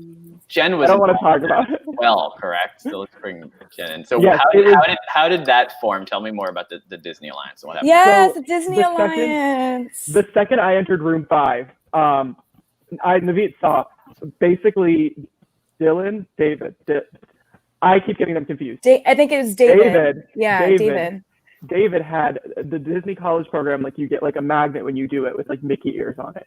I have like multiple of those magnets. I've seen them before. I know exactly where they're from. Right. He had one on his fridge. So the second I saw it, I went and like grabbed my like Mickey, like I have a hat with like Mickey on it. Oh, here it is. So I like went and grabbed it because like I don't have like anything that like says I did the college program and you can't talk, but I just went and like put it on, and he like realized that I had it and he had it, and I went, oh, like the whole little backstage thing. So from that, my notes literally before anyone's taking videos, like we're still doing mic checks and I'm like writing stuff down, and I literally wrote like David, like DCP final 2 with this kid. Just because right off the bat, I was like, okay, Disney, like perfect. And then Jen's video, she said it when I was 18, I like moved halfway across the country to work for a mouse, and I went, okay, Disney, perfect. So I hunted for Jen. Yeah. The second I found Jen, I was like, I've been looking for you. Yeah. And that's why like I wanted to work with you a lot. And then like, that's why this round was like so hard, because like I felt like this round your name was coming up so much, and I was like, no, like I don't want Shane to go because it's my Disney buddy. So it's a reunion. David! Oh my God, David! So David, I heard T that you didn't even work for Disney. It was your roommate. Yeah. That's true. I think you know my roommate. Her name's Rebecca. Okay, so Jenna, this girl that I'm friends with, basically split up, and she was like, "Oh my God, like you were playing with David. Like I watched because we played a game together and he won." And I was like, "Oh, so cool." Wait, what'd you say? My friend Jenna like sent me a message basically after. Yes. Yeah. And so I guess we still know, like, even though you didn't work for Disney, we still have like a lot of mutual friends. So it ended up being fine. Yeah, it's just like I knew if I just like went for like I didn't want to just say it was my roommate, so I was like, no, I'm gonna pretend like I was this. It just I thought the likelihood of you also working in Animal Kingdom as like a character performer was so slim. So when you said all that, I was like, oh shit. But yeah. I made that up. The ultimate deception. Nothing is real.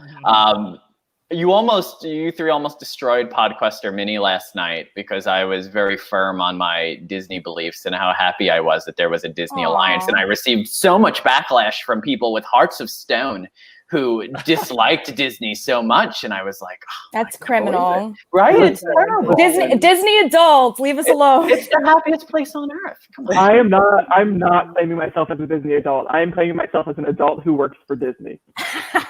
I would like to say that first and foremost. I'm an adult who works for Disney. I have Disney Plus. I have not opened Disney Plus in 3 months. I actually haven't in either, to be honest. But now I'm a Disney adult. What's a Disney adult? I mean, like I do have Disney Goofy. around. I have Goofy tattooed on my thigh, but that's just because I have like a connection with that dog. Yeah, I like that Goofy. I was like, yeah. Who doesn't? Who doesn't really? I know. Okay. I'm so all right, so back into the round. So this resulted in the Shane elimination after it was Shannon, Polo, Shane, and Devon as the evens, which seemed to be definitely at a severe disadvantage, having only 4. So how did we all get to this spot? And also we have joining us now Travis as well. Hi. Hey, Travis. Hey, Travis. How's it going? What's going on? I What was did you just think of this watching. round, Travis? The even odd? Yes. I was just very happy I picked an odd. That was what I was thinking. Yeah. Shane was in a rough spot because me, Polo, and Shannon first room alliance versus Shane. Yeah. So we did everything we could to put it on Shane. Yeah, right away. Because I was with Polo and Shannon. Yeah. I think, right when the round started, and both of you were like, "Okay, well, not each other," and obviously that didn't happen. And then, who was it? Who was the other one? It was us 3 and Shane. So. Oh, okay, yeah. So then you guys said Shane right away, and then we told you guys like, "Oh, throw it elsewhere, not on us." And then I think that's just what ended up happening. Yeah. Mm-hmm. I was trying to get Polo on this round because I had caught Polo was so I said Zhang to the other like evens because I was like, all right, y'all, like let's all try to do Zhang together. But I wanted Polo out this round, so I was trying to tell all of the odds to vote Polo because I caught on that he knew a lot more than he was giving on, and he was getting ready to like he had been setting himself up throughout the game, and I knew he was about to just like knock down all of his dominoes at once, and he did. I mean, he went on that run, and he just was like untouchable for a period. Yeah, this Yeah. this was a really hard round. I really didn't want like any of the 4 to go, so I was like, is there any way like an odd can just get out? I know. That like made no sense. I don't that would be like a lot of work. know how you could ever plan that.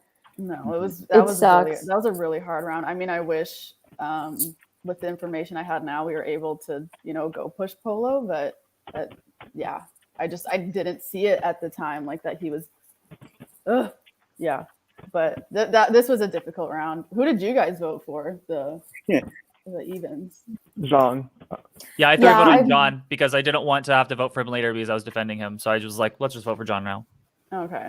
I voted for Zhang because I originally was gonna throw my vote on David, but then he heard that, so then I voted you anyways, just because. I didn't want Shane out, and I knew you wouldn't go home, but I still did it. Yeah, I didn't vote for you though because I did want to like prove. I know. Yeah. When you got dragged, oh my god, no offense, I was so happy. Oh, I was That's shook. okay. I wasn't happy. Oh, I was sad. It's okay. It's okay though. I Like wish we could have played together. I know. We just like didn't see each other that much. Yeah, but I can't blame Zhang. Like I did vote for him like 3 times. So So I was kind of hoping when I called him out that it might have gained me a little traction at the end, because I was like, all right, like I kind of pegged Zhang for going out in that round, like kind of early on. I was like, I think he's going to make it towards the very end of free jury and then go. And so I called him out because I was like, maybe if this is something they're all considering, they'll keep me in because they'll know Zhang will drag me. But it didn't end up working. But that was the hope, was like, oh, maybe they'll end up keeping me in like because of Zhang.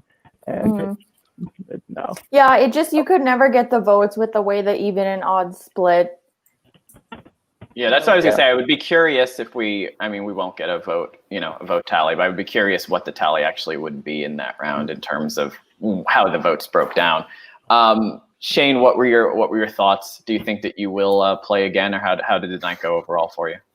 I mean, I think my strategy was pretty decent throughout the beginning.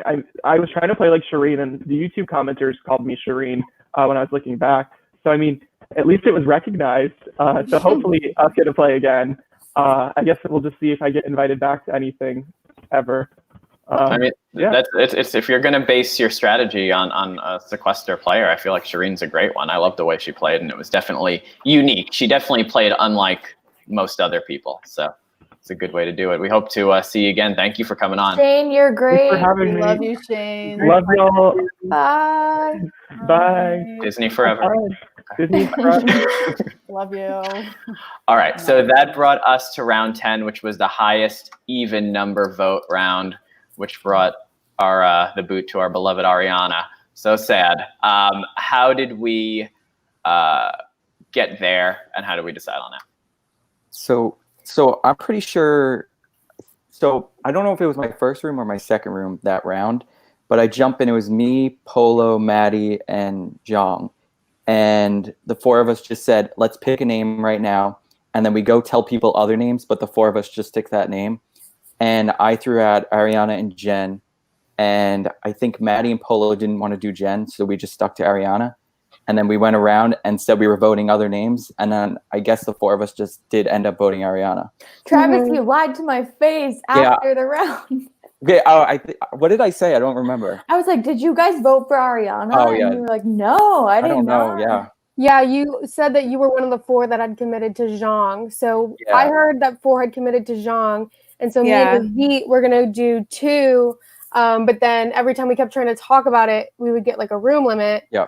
And that's why, so that it sucked. Like basically by the end of that round, I had no idea who to vote for. I just kind of put like brainwaves out there. I actually voted for you, Travis. And I was like, Navit, just like put in Travis. But then a millisecond after I put in that vote, I was like, I should have voted for myself. I feel that I should have voted for myself. I know I should have voted for myself. And I had an LOS and I had just gotten my LOS. No. I didn't want to play it because I had just gotten it and I tried so hard to get one the whole game, but Yeah.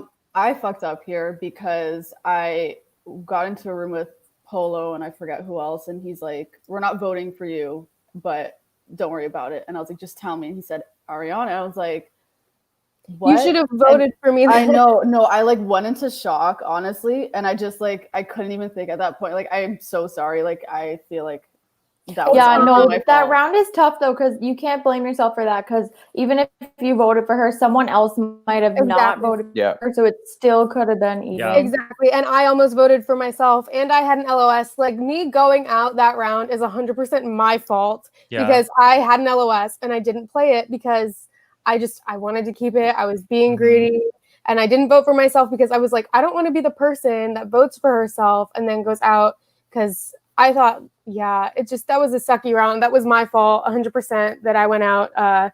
Don't blame anybody else but me. Well, so I did have a question here for Navit. So this was a round I was curious. So you went into a room at the very end of the round with Polo, and you were trying to figure out who they were voting for. And Polo said, "We have 4 votes," and didn't want to tell you who was on because he didn't want to throw off the votes.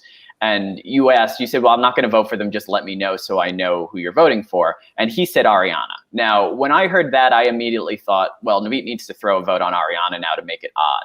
Did you ever consider doing that, or was it not in your game plan? No, I did. That's why, like, that's my biggest mistake in the game.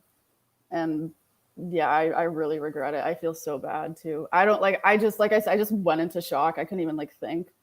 Yeah, no, I don't I'm even, so sorry. No, I should have done it. No, you're fine. Like, I should have voted for myself. I should have played my stupid LOS. I was just being greedy because I had just gotten it. I was trying to get one so hard all game. I'd finally gotten like my Wi-Fi hardwired and it was still not working. And I was like, I just got it. Like, I need to keep this, but I didn't so don't blame yourself, Navit. Like, that was me. And I know people are like, oh, 4 people voted for you. Blame them. That sucks. But yeah. I was Ariana, you completely can't- blindsided by you going out though. You Like, can't blame yourself for not playing your LOS. Like, you had no idea. So I mean, I had a sinking feeling, and the reason I should have played it is because me and Navit never said a solid name, and I had heard 4 other people. Like, I didn't have like a group to go with, so I should have just either voted myself or played my LOS. So it's just, I don't know. It was a sucky round for. Yeah, it was a sucky round. I'm more upset that I went home in that round, not because I went home, but because it set the precedent for girls going home pre-jury. Yeah. And that's what I'm more upset about, because not to like whatever, but I feel like that was like me going home started the trajectory of the mini being not like amazing, because some great people went out right after me, and that was really upsetting. Yeah, I was also just like, I mean, I was a little freaked out with the fact if I did throw that vote on you, then you would go home too because of me. And because if you didn't go home and they knew I was a 5th vote, I would be the next target too. So there's just like a lot of things going on in a span of, I think it was probably like not even 40 seconds. It was a whole mess. But yeah, that was a tough round. Play more bowl next time. Like, Yeah. not you, me. Like that. That's one of the I'm toughest sorry. rounds in the whole game to Oh, for maneuver. sure. Yeah, So, it was tough. yeah. I've always said, like, I've literally said before, if I have a LOS during the even odds round, I'm playing it, but I should have done it. It's dumb. Like, I wanted to be greedy and keep my LOS, but I wouldn't beat yourself too much up about it, because I mean, I feel like playing with an LOS is a lot harder sometimes. Like, it's so stressful. Yeah, like in my last game, I got an LOS in the first round and didn't realize it, and it didn't come through on Skype, and I didn't see it, and I played the whole game as if I didn't have one. And I definitely would have used it at some point along the way if I knew I had one, but because I didn't, by the time I got to the final 6 and I was about to be voted out, and Audrey was like, "You have an LOS," and I was like, "What? I do?" It saved me. So a lot of times it's better to just not know you have it, you know. So you can't hate on yourself too much. Yeah. But, you know, Ariana, you were great to watch as always. I assume you'll be back at some point soon. I may or may not be playing fairly soon again. Maybe not in a public one, maybe in a public one. I'm not gonna, but you may see me fairly soon. I don't know. We love to hear it. We love to hear it. We'll be watching. Thank you for coming on. All right. Thanks so much for having me. Bye. Bye. Love you guys. Bye. Okay, so that brought us to the round before jury, our drag round, where Zhang got voted out and took Shannon along with him. As usual, people were throwing the votes. But I mean, did you know? Were you when you saw that? Did you think that he would drag you when you heard the people who voted for him? I didn't think he would drag me. We had a decent relationship. We were always like in rooms together and talking. So I really didn't think he would drag me.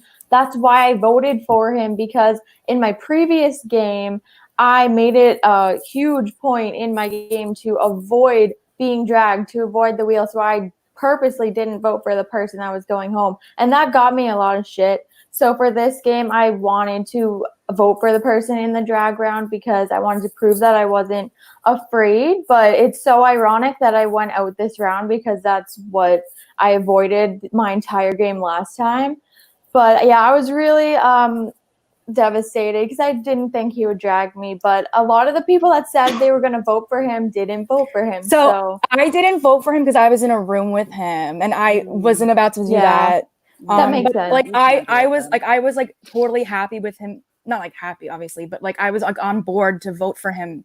And then I ended up in a room with him and I was like, I'm about to get a bunch of heat. I know this, but I can't vote for him. Yeah, everyone told me he was gonna drag David, and I really wasn't working with David, so I was like, okay, we'll do that. Yeah, there were two mistakes that I feel like I did this game, and one of them was I knew I didn't want to ever vote the person who was gonna be voted off here, and I went against my initial gut, and I was so convinced I was gonna be me, and I was so mad at myself for doing this thing that I knew I shouldn't be doing. So I just had to trust that. I just was hoping that I would be lucky there. That was a big mistake that I think that was the most nervous I ever was in this game. Even when my name was out there, I wasn't as nervous. So yeah, I was also thinking I would be dragged. But they went perfect for me. No offense. I love you, Shannon, but you were not working with me. So when I heard he dragged you, I was like, oh, thank God. I know. I was so shocked. But it was so funny, like what he said, which is also super ironic because we had an actual like Netflix star in our cast who was actually famous. Yeah. And I like am not at all. So I thought that was so funny.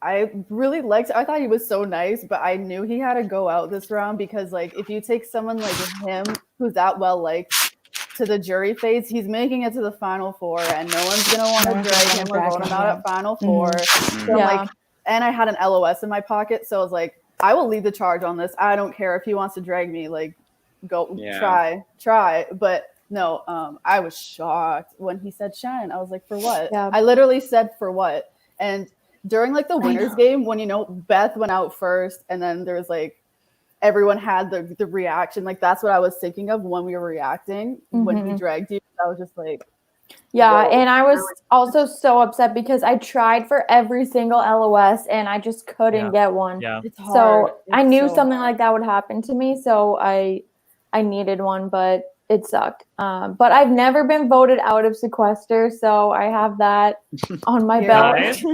Can't relate. Me too. Me too, Shannon. I feel so bad. I feel like I should have done a better job of trying to be aware that he may have dragged you, Shannon, because when he dragged you, I was close with Zhang and I was really close with you. So that was two of the people that like I was close with that left in the same round. So I just wish I would have kept a better lookout for that because I did not expect you to be dragged at all. I know. I was shocking. Yeah. I couldn't believe it. But that's a game. I went back and actually watched it earlier today and everyone's face was like, yeah. Literally, I was channeling my inner Josh Williams. So, like, I think my feed was a little delayed because I was in the room with you, Shannon, and you and Polo made a face like right away. So I thought it was me. And then I hear Shannon, and I was like, what? Yeah, that sucked, but it happens. It's a game. Well, I will say this, Shannon. I think, the last game around, you got some flack for it probably undeservedly. But, Yeah. I think this time around, even though, your placement wasn't nearly as good, I feel like people realized that you were a force to be reckoned with within the game. And you actually, you made big moves and you called out names and stuff, which I feel like is almost even more beneficial than coming in second place sometimes. So. Yeah, thank you. That's all I really wanted for this game, was to prove that I could play that way. So yeah, that means a lot. I've loved seeing the reaction to everyone. But I'll definitely want to play again because it hurts to be dragged. Oh yeah, it definitely does. It's not fun. But yeah, thank you for coming on. We'll definitely be looking for you in the future. Yeah, for sure. Thank you. Bye. Bye, Shannon. Bye. Love you all. Bye. All right, so that brought us to the jury phase of the game.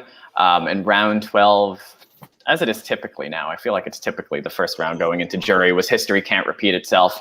And this ended up in Sierra being eliminated. This is one of the votes that I didn't see coming. I didn't watch a ton of Sierra within the game, but I thought she was in a pretty safe place in this round, and her name seemed to come out of nowhere. So inform me who orchestrated this and how did Sierra end up leaving? I don't know, because I think that's when I started. I think I was starting to go for David this round because I didn't vote for David, and then obviously that backfired on me the next round. Yeah, I was so certain that like my name it was gonna be me up, in a topic this round. Just like I knew like at round like rounds earlier that I haven't been voted yet. It just makes sense for someone like me to go home that round. So did you push for Sierra then for that? Oh yeah. Well, at first I didn't really want to do it, but then I kept trying to find her and she was not. I just couldn't find her. She was hard to like, find. Yeah. There So was I a was long time that she and I were just in a room together, just like me and her. Yeah, and I it's kind of funny because like I find out now that this round was like probably really close, but I actually wasn't that nervous. I felt really good with like I think it was Devon, Travis, Maddie, and Polo who voted with me. I think so, and I felt really not afraid unless she had an LOS. So it's funny seeing how everyone's like, we all thought it would be David because I really was not concerned. Yeah, I had no idea it was going to be her though. But I think that round we kind of secluded ourselves a little bit. Yep. Yeah. I definitely didn't move around enough that round for sure. Yep. I wrote down that round specifically that Sierra was a floater for me because I like everybody saying I couldn't find her ever. And I moved around, I tried to go into rooms, but I never saw her. Yeah. Yeah, I voted her out. I was concerned when she mentioned this twist, but I realized like the only person like I couldn't vote for, I think, was John again, of course. Yeah, I think that was like the same for me. So I was like, oh shit, like I don't know if anyone voted for me, but I was up a few times. But I think it was Polo who led the charge on Sierra. I think. Yeah. I think it was, because I didn't initially say her name, but but when I heard it, I was like, sure, if I can't find her. Yeah, I was okay with like literally anyone but me at during that round because I was scared because I thought I was gonna go home. The last time I played, I thought I was gonna get eliminated during that round, and I didn't for whatever reason. So it's like, I don't want to go through this again. Yeah. Yeah. But yeah, that was random. Yeah, it worked for me. I definitely thought it was David going home, but so that brought us to the next round, round 13, which was the tether round, and the tethers were John and Jen, Polo and Maddie, Travis and Navit, and Devon and David, and it seemed like kind of Devon and David kind of led the charge for your elimination here, Jen. Yeah, and I was trying to do the same thing like against David. Love you though. Yeah, I know. Our fake Disney aligns forever. Yeah. But that was, and then I started hearing my name more, and so I was like, I don't know what's going on apparently, and I don't really know what happened though, to be honest. Like who voted for me? I don't know who voted for me in the end. I voted for John. Navit, did you vote? Yes, I voted for John because it was very like last second. We are just like, John. Yeah. I was like, yes, it's gonna happen. And then my girl. I feel like John. I feel like John probably didn't vote with me because didn't that make the votes not count? I don't know. I feel like he probably didn't vote with me. Yeah, and then what? Polo and Maddie were a pair. I think they voted with me and Devon to vote you off. So I like once again, like I wasn't really that concerned unless you had an LOS. Like it's just funny hearing like, oh wow, I was so like people thought I was so close, but I was really confident. That's so funny. Yeah. I felt so bad saying your name because I was like, oh, I didn't know you were spearheading going for me, so I was like, oh, I feel guilty going for you, but like it just I didn't see you for a few rounds, it just made sense. It made sense shouting for your name. I did leave it open personally. I left it open because I would have maybe tried to betray David, depending on how Jen's reaction was to me. But listen, David, because what happened, because Jen, when I went and saw her for the history round, she felt very awkward and nervous. She was like, I definitely threw your name out there once and blah, blah, blah. And I was like, oh, that's fine, girl. And I tried to hear her out. And I've told you this like twice, Jen. But I just couldn't trust you because like I didn't speak with like 4 of the girls. I couldn't find 4 of the girls at all through this whole game. So when you came up and then at the very last minute, you were like, don't vote with David. You should throw him out. And then you like gave this smirk. And I was like, ooh, she's going now. She's going. I was like, I felt very vulnerable. And I was like, maybe if you didn't vote with him, like that would have canceled y'all's votes, and I would have been good. Yeah, but I needed some sort of like, bribe, I guess. I needed some sort of security with that kind of suggestion. Yeah. I have a question, unrelated. At this point in the game, who was like your guys' number one? Like who are you guys working with closest? Who are you working closest with? Oh my God, I'm sorry. So for me, at this point, everyone that I felt like I was working with like was getting voted out. Like I felt like really good with Dylan. I felt really good with Shane. I felt really good with Sierra. I felt really good with you too, Navit, but we hadn't seen each other in like a while. Yeah. But I felt really good with John, but I also like, and I haven't really talked to him or seen him or gotten any of his perspective on this entire game so far. But I feel like he definitely did not like have my back as much as I really thought he did, which was like super, super good on him. And that was one of the reasons why I voted for him to win, because he like people were throwing out John's name and I was like, I really don't want to vote for John because I feel like he has me. And obviously I had no idea that him and Maddie were close, like that they knew each other. Yeah. They know each other. For 10 years. Wow. I guess it's good. It's bound. Yeah, I started to hint into that. They got into a room together somewhere around here, and they didn't say it, but it was very clear that they were talking on a level that nobody else was talking on. And I was like, "There's something to this." Yeah. And I was like, "Did I miss it? Were they in a starting room? Like, what happened here?" But as it came out, they hit it very well. Yeah. Mm-hmm. I thought it was Maddie and Travis, like near the end. Yeah, that's what I thought too. We weren't that close. I know. Like, were you working with her? Like, it was more of just like an unspoken, like a original room alliance kind of thing. But like towards the end, I totally was willing to vote her out. Like the next round when we brought her up, Navit and Devon, I was willing to vote her out. I voted her out that round. I feel like I really fueled the Travis and Maddie thing because I was really nervous about Travis. And when I threw your name out there and then Maddie was like, oh, but I was in a starting room and I was like, oh shit. And then you had come in and then me and Maddie were nervous because I know. I was just like, okay, I have to really pin them as a pair because I still have 3 of the people from my room. And so I need to split these 2 people up because you guys I thought were playing strong. And then I was always I thought Navit was working with you guys as well for most of it. Yeah, I shouldn't have left that room that one time when I came in and were like, are you guys talking about me? And then I left. I was like, why did I do that? Yeah, you just left. Stupid. Yeah. So that round was the end for Jen. I said last night, I felt like last night was like everyone's friends playing. Like we had Alex for Chelsea. We had you for Brian. We had Jacob in the stream going crazy for Navit the entire time. And Angelica. Yeah. But I'm good friends with Hannah from I was going to say, I actually didn't know because Hannah mentioned it to me that she had a friend playing, but I didn't ask the name. So it was you. So for the most part, all the friends did well. Jen, what was looking back on it, what were your overall opinions of playing the game? I had so much fun. This was my first time ever playing any online game like this. Like I've been watching Sequester for a little while now, but it was my first time ever playing. And I just like had so much fun. And like, I've been like seeing everything and everyone's like, oh, like not that entertaining. And like, I was just like, I had so much fun. And I'm really happy with the way that it all, went out for my first game. So You Yeah. did good. And like, Thanks. the first game I played in, we were deemed as like the most boring mini for a long time. Aw. So many people came out of that cast and redeemed themselves, and I feel like people in this cast can do the same thing. I feel like that's like in the future, like I'm gonna try and I don't know. I think I need to be a little bit more aggressive. Is like kind of like my thing. Yeah. Not like aggressive, but just like speak my mind a little bit more because I'm a very indecisive person, so I need to work on that. But yeah, You overall, always- I loved it. You always feel more comfortable the second time around. Also, I want to appreciate you and the fact that you put your Twitter handle right in your name. I'm putting in a petition for everyone to do Thank that moving you. forward to make my life easier. So I Thank you. Yeah. Twitter stalk everyone. Yeah, I had That's seen no other people do that too, so I was like, I'm gonna do that. So follow me, I'll follow you guys out back. Absolutely. Thank you for coming on, Jen. Feel Thank free if you you. want to stick around. You don't have to leave, but you can also leave. I'll stick around. Up to you. All right. So we now moved on to the bounty round, which is a round that ended up going to a wheel after the tie. And this resulted, so it was a three-way tie between Travis, Maddie, and Devon.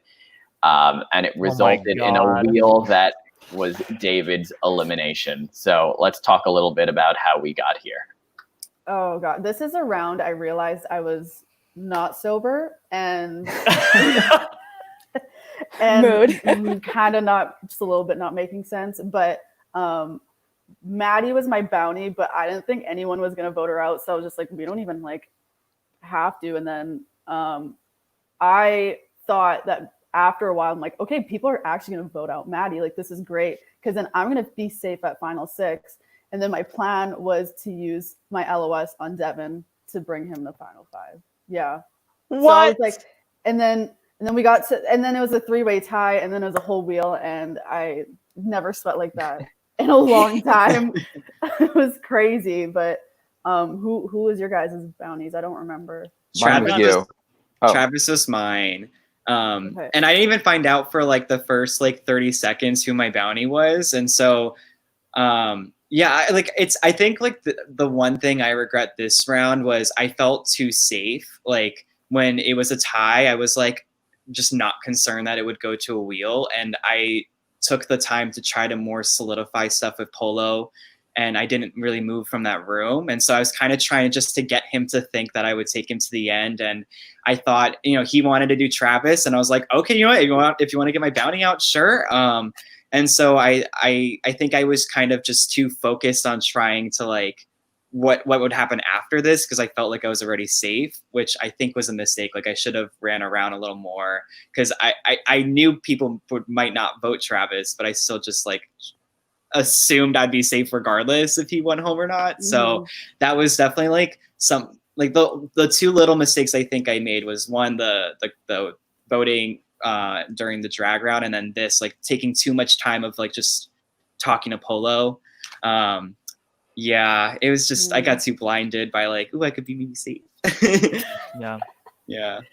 I was at this point, I was still gunning for Travis and Maddie just because I was really convinced that they were just like two that were trying to like play everything. And like, I feel like they were going to be the first two that were going to try to get me out. And so I really wanted to attack them first. And so I liked that Navit's target was Maddie because I saw Maddie as more manipulative and I thought Travis was more kind of like under the radar. So he wouldn't be as aggressive. And that came out when you were like, oh, I should have voted Devon. Like this, you were like, I should have that voted was Devon. A complete mistake. I did not mean to say that. And then with me in the room. Yeah, it wasn't that like I knew you were in the room. It was just like I was saying my thoughts and I was like, which is fine. Oh my God. And then I was like, I got to roll with it. I'm just going to go with it. And I'm glad you did because we needed that moment. I know. Yeah. And I was like, honestly, my game isn't that great. I need something right now that's going to like at least show some aggressiveness. So I was like, I'm just going to keep with it right now.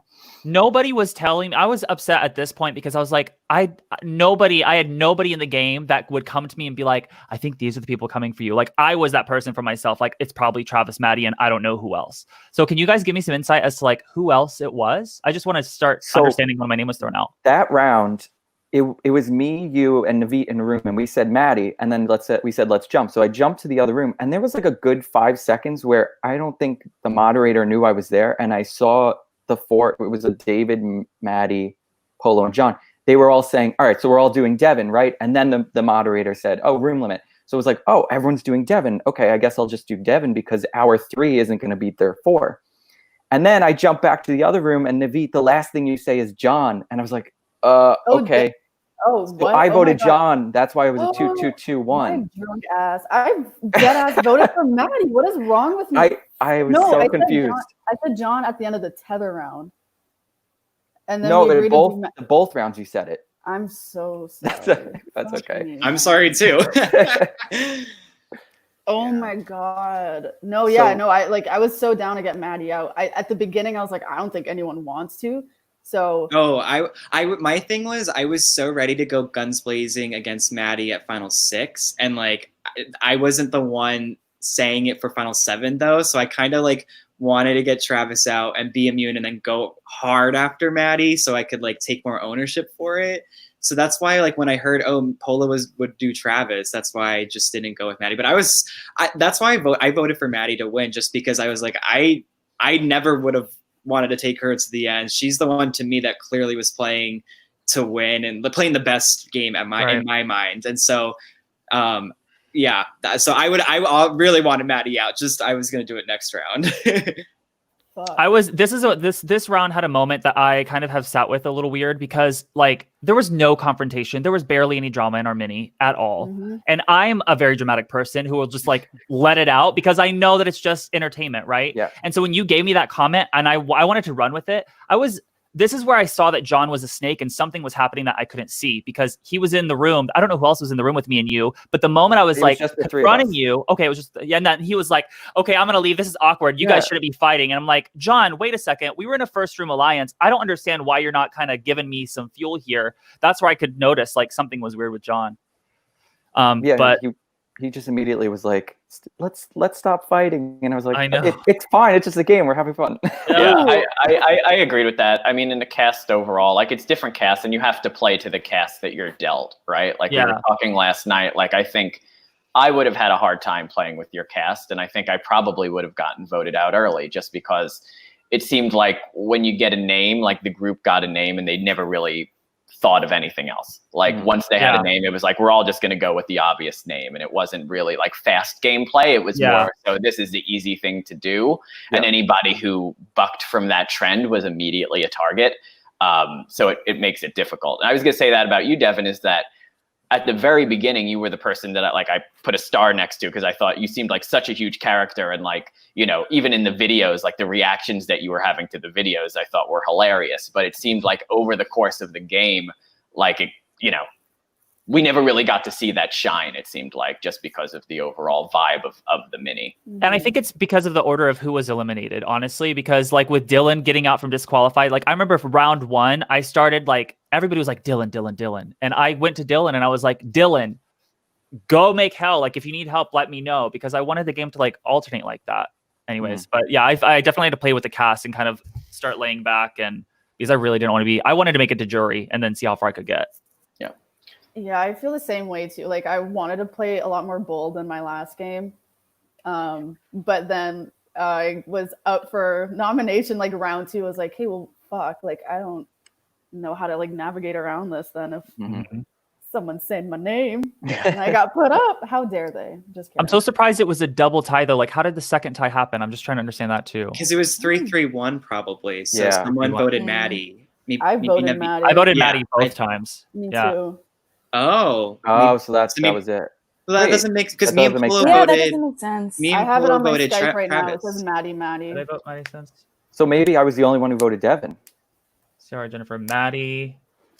Oh, no. Sorry. I went Maddie and then I went to Travis. Yeah, so it was 3-3-1. Oh, wait. No, yeah, I voted Maddie both. I did Maddie so first. Then I was the only Devon vote. Yeah. No. Okay. I think Maddie and John voted with you to vote off Devon. And it was 3-3-1. Oh, okay. So Navit was the only Maddie. Yeah. Okay. And that, and that was my mistake because I didn't talk to Navit that round, and I was stuck with I just felt so like, oh, it's not gonna be a tie. Let's secure something, because I didn't really have someone who was like for sure gonna take me to the end, and so I was trying to like see if like someone could do that for me, and I was one-on-one with Polo, so it's just working on him, and yeah, it just, yeah, I think that bit me in the butt. Just feeling confident wouldn't be a tie. Yeah. When you two got to the wheel, did you think you were doomed, or did you Ow. think that you were going to be all right? It's kind of funny. I had a really bad feeling just because I've done some like other like org stuff before, and the wheel has always been for a good thing. Like you want it to land on you, and every single time I've done one, it has landed on me. Like that's my luck, and it was always a good thing. So when I had it here, I was like, crap, it's gonna be me. It just automatically is. So yeah, I mean, yeah, but if I survive that, I really saw it, but it's a shame. It's okay. Well, you were fun to watch for sure. Thank you. You plan to plan the last remaining member of the non-actual Disney Alliance, which was all fake. Do you plan to play again? Yeah, I'd play again. Why not? Why not? Give it another go. Yeah. I still haven't been voted off, so hopefully. Yeah. And feel free if you want to head out, you can head out, or if you want to stick around, we can talk about the jury vote in a bit. Yeah, I gotta head out, but I'll just say because I think because I was so in my mind, Maddie was the clear person who was gonna win in my eyes. That's why I voted for her in the end. And so I think my friend who watched was shocked I voted for Maddie because they thought I was closer with John. So I guess I'll just explain. I voted for Maddie just because she was who I thought shouldn't be there. Like if I was there, I wouldn't have brought her there. So I thought that was a mistake for me, for the other person. So yeah, but I gotta go. But thank you so much for having me. Thanks for coming on, David. Thanks for making Twitter. All right, so because of the wheel, John became safe from his bounty. I know, the luck. Yeah. Jonathan. And so everybody immediately started saying they have LOSs. So except for me. Aside from you. Well, so here's a bit of information. I don't know if you all knew this. So Polo said he had an LOS. He actually did not have an LOS. I'm not surprised. Yeah. So he came with that so quick. Yeah. I think I was by myself for a lot of this round, so I don't know what was happening. Yeah. I was just like, I don't care. I have an LOS. Get exactly. out at this point. Yeah. Who did I vote out this round, actually? I don't remember. I can't find it. Yeah. Yeah. So it resulted in, there were 3 unsuccessful LOSs, which I assume were Navit, obviously. Yeah. Maddie, and then Travis as well. No. John used an LOS on me for what? Yeah. Right. Yes. For what? Yeah, exactly. I would love to know. That's what it pissed me off, and that's why when we get into the jury talk, I got so pissed because I was like, why? But then it came out that he knew Maddie, and that was the whole goopery of it. So that was the thing, and that's why John turned on me, because he was, of course, dedicated to Maddie of 10 years. So that's when anyways, it's interesting. I don't understand why he would have used an LOS on you, Navit. I really want to know kind of what his logic was for that. Maybe just to throw his LOS to make sure that I was out. We were discussing it last night, and the idea that maybe he thought he needed Navit in the final 4 as a target, as the biggest threat. If he thought that he was the biggest threat, that he would want Navit there to target it for, so people wouldn't target him. That was because, you two didn't really have much of a relationship at all, right, Navit? John, anytime we were in a room together, I was really happy because I really liked him. But then I knew, I'm like, he is this charismatic. He needs to go. That's Navit why I kept him out. He needed to go because he's just so charismatic. Yeah. So I was misted by him for sure. It was John. Yeah, I caught on late. I saw him just behind me with the knife, and I was like, shit. Ooh. And then he got me. Yeah. I thought, and being I was tethered to him the round I went out, and I was like, oh, this is perfect. And then I think he backstabbed me as well, but I don't know. John. Yeah, that was I would love to hear his reasoning for using that LOS. I was honestly scared it was going to go to a tie and somehow a wheel again. So I was just terrified about that. But I didn't know that many people had active LOSs because I was in room 2 by myself being like, bitch, I got an LOS. Haha. Yeah. But, You usually don't see it happen. Usually there's 1 or 2. We've seen it happen a couple times, but usually you don't get 3 LOSs still there at the final 6, and still all of them be unsuccessful. So I mean, that's hard to avoid, Devon, when there's that many in play and there's so few people that you can actually choose from. I mean, it was basically a 50-50 shot as to whether you were going to go or not. Right. And honestly, like, as my first game of Sequester, the way that I went out is a very interesting way to like look and see what changes I could make to my game to make sure that doesn't happen again. Because not only did the round before my name was up for both ties, and then I passed from a wheel, but this time there were 3 of the LOSs. And I didn't know to like talk to either bluff that I had one as well, or to like try to, I didn't play like with LOSs at all in this game. Like, anyways.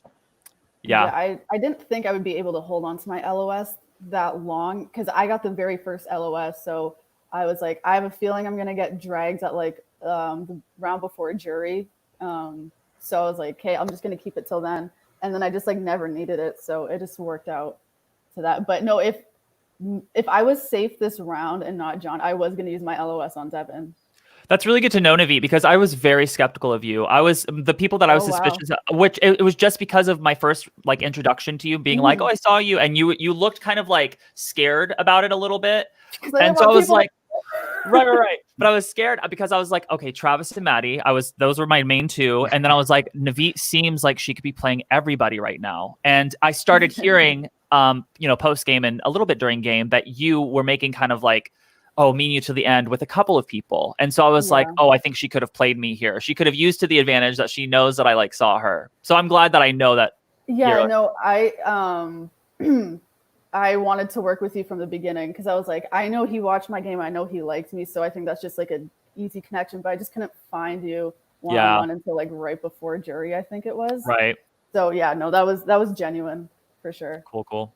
It is interesting, like that Navit, your original mini is like, it's such a trend and it's just been repeated over and over again now. Is the second time, the player from that cast comes out, they come out so hard. Like we saw it, Angelica, JC, like it's all their game is completely different and so much better the second time around, which is really interesting. Thank you. So I guess take notes for anyone else who hasn't played again yet, but I feel like most of you have. Yeah. I would almost half. I'm trying to think. A good chunk for sure. At least a third have all like succeeded, and another one on Tuesday. So there we go. There we go. Oh yeah, that's true. That'll be fun. I'm so excited. But so Devon, what do you think? I mean, like I said, I think you're one that has a lot of room to grow in this game. If you were to play again, I feel like we could see a lot more from you down the road. Are you planning on doing it again? I would definitely like to, for sure. Yeah, I love the whole idea of this game, of the social game in general. I think self-perception and trying to identify others' perception of you is such a strong tool in the world. And this is like such a cool way to practice that with random people. And you get to go dive deep into these interactions after it and make connections as well. So I'm totally down to do it again. And your dog is adorable, by the way. Yeah, she's so much better than me. Like, God. She's amazing. I found her at a gas station. She was pregnant with 9 puppies when I found her, had no clue. And I've had her for 6 years, and she's been with me through so much, and she's now like an old dog. So her name's Naya, after Naya Rivera, the actress who plays Santana in Glee. Oh my God. Amazing. What a cutie. Feel free if you want to head out, you can, or if you want to stick around for the jury vote. Either way, completely up to you. I'll chill. Okay. So that brought us to the final 5. So we had another challenge there, which, it seems to be become a staple here, and it's giving everyone headaches, but trying to find those letters. So Polo was safe from that. And this was the elimination of Travis. I felt like from 5 on, I mean, don't take this the wrong way, anyone, that the gameplay was kind of atrocious. It kind of went off a cliff for just about everybody, and we all just kind of let Polo make the decisions very, very slowly. Talk to us a little bit about Final 5 and how it resulted in the Travis elimination. Yeah, well, not knowing the John and Maddie relationship, that sucked, because I mean, looking back, it's easy to say now I should have taken John and Maddie and maybe flipped it on Navit. But I think what I was thinking was that Navit really wanted Maddie those past 2 rounds, that I thought if I just kept pushing Maddie, I could maybe get Navit. And then if Navit was on it, maybe Polo would join. that was my processing in that. But looking back, the whole not knowing about John and Maddie, I think that really hurt. So, sorry, I keep referencing back to the first game I played. I made it to Final 5, and I thought I was doing too much at Final 5 when it could have just been a simple, don't vote me out, I won't vote you out next round. Mm-hmm. So I thought, I've seen so many people succeed by just staying silent when they don't, like when you don't have to talk, don't talk. So it's like, I'm just not going to talk, and no one was mentioning my name. So, and I have been seeing like a lot of like constructive criticism saying that I could have been doing a lot more in Final 5 and Final 4, but I don't think I should have necessarily. Okay, Final 4 maybe, but Final 5 I don't think I had to do anything. And especially too because I did think that Polo and I did have something. Mm-hmm. And so that's why I was like okay with him dictating what was going on because he's going to paint him a big target at Final 4. So that's why I just stayed silent. Yeah. It won Muna a game, but staying silent from Final 6 on. So that's why I was like, I'm just not going to say anything because I said it last time. It's true. And I'm not one who says that you have to, if you're in a position where you're safe enough to not talk and they're not going to come for you, by all means, I feel like that's the way to do it. Mm-hmm. I was confused as to why Polo, who was safe in the round, was getting to make the decision as to who everyone was going to vote for, especially since he himself, like, it's one thing if he came out and he said, this is what we have to do, but he was also very wishy-washy on the decision that he wanted to make. And everybody was just waiting there, just kind of like, what's the answer? What are we doing? And I just didn't, at that point I was like, does he really have this much sway and control? And if he did, maybe he does deserve it, but he didn't play it either. I wanted it I just wanted him to build that target even bigger. And he kind of was just talking in circles after a while. I'm like, this is great. Because no one's talking about me. And like, I didn't care who went at that point as long as it wasn't me. Mm-hmm. Sorry, Travis. But I did think that you and Maddie were close. So I was like, okay, we can break that up. John can go too because I've been trying to get John out. So it was literally fine who went home as long as it wasn't me. So that's why I did not say anything. Yeah, and I was just trying to be loud there because I knew I needed my game to be something because it just wasn't there. Like, I don't think I could have won. So I was trying to be loud about certain things just to have something to talk about at the end and maybe gain some jury votes. For sure. So if that's what sent me home there, I'm like, what am I going to do? I wasn't going to win anyway. Yeah, I would recommend maybe like agreeing to not vote them out like the next round. So like Polo, I'm not going to drag you or vote for you at Final 4 or something like that. And then he'd probably change his target and it would change the trajectory of the round. Yeah. Something like that. But it's hard and it's so fast. It's so hard to think like on the spot, like what can I do? So yeah. And you were the one with the toilet video, right? Yes. Yeah. Oh my God, I laughed so hard. Me too. Oh man, I was like, I need something relatable because those first like 2-3 rounds, like people will just go after you for no reason. Like the video. Like Dylan's video screwed him, and it's I didn't want that. So I was like, I need something relatable that everyone knows about, and I'm like, everyone knows about nervous poops. Let's do it. Yes. And then I actually considered like setting up in the bathroom and playing from the bathroom and flushing every time something crazy happened. Oh my God. I thought like by round 4 or 5 people would think it was annoying and then they'd go after me. So I was like, you would have been an absolute target. Oh, yeah. So I was like, I'm not going to do that. All here for that. That's really funny. Yeah. Maybe next time. We've actually talked about on PodQuester of doing a like introductory to Sequester intro videos on like the do's and don'ts of it, because there is so much psychology behind it in terms of how to have a good video, how to be targeted immediately with your video. It's such a huge factor of the game. So I do think it's something that, we should dive into at some point and discuss a little bit further. But Travis, what did you think overall about the experience? Oh, I had so much fun. I had just gotten into this with the first Survivor Mini, and I had been watching every weekend since, and I was like, all right, I think it's finally time. This was I applied for Fridays and then I applied for this one, so it was like, I think I'm finally ready. I think I'll try it, and it was just an amazing experience, and definitely would try again. Absolutely. And then we'll get into the Final 4 quickly, since we only have one other player here. But Navit, I mean, yes, it was not. I mean, I didn't expect it to happen. Once Polo was booted, I thought you were going to win the game. I thought it was guaranteed until he threw out John's name and said, "This is not my final decision." And as soon as he said that, I was like, okay, wait a second, this might not be good. Did you have any clue? I mean, you said you thought you were close with him. So did you think you were in any danger whatsoever when he was voted out that he would drag you? That was like the least of my concerns. I was like, good. I didn't know that they were working together, which is, you know, something I should be more aware of in these games. But like, that's why I wasn't talking again, like, because, and two, when he asked me my question, because he let John speak and plea, and then he's like, he didn't ask me why I shouldn't get dragged. He asked me why I voted for John. So I just answered that because I thought that's all he wanted to hear, because I could have made him feel guilty. Like, I really know how to, and no, I don't want to say that, but I know how to make people feel guilty.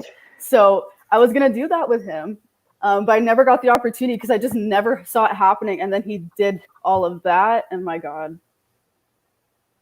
Not good. I was in so much shock. For what? Polo for what? Like, for what? For what? I would love to know. Why? I was never going to do that to him. Never.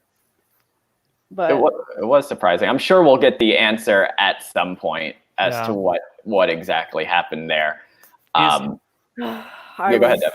Oh, I was just gonna say, Polo, I knew, you know, had the first room alliance with John, so I'm just curious to know how much that played a factor in it. And then also, Polo had mentioned that he had a side alliance with Maddie and I think Ciara and some other people that were eliminated already. So I'm just wondering if it was just like his two alliances were there, and so he just felt like he needed to pull you instead.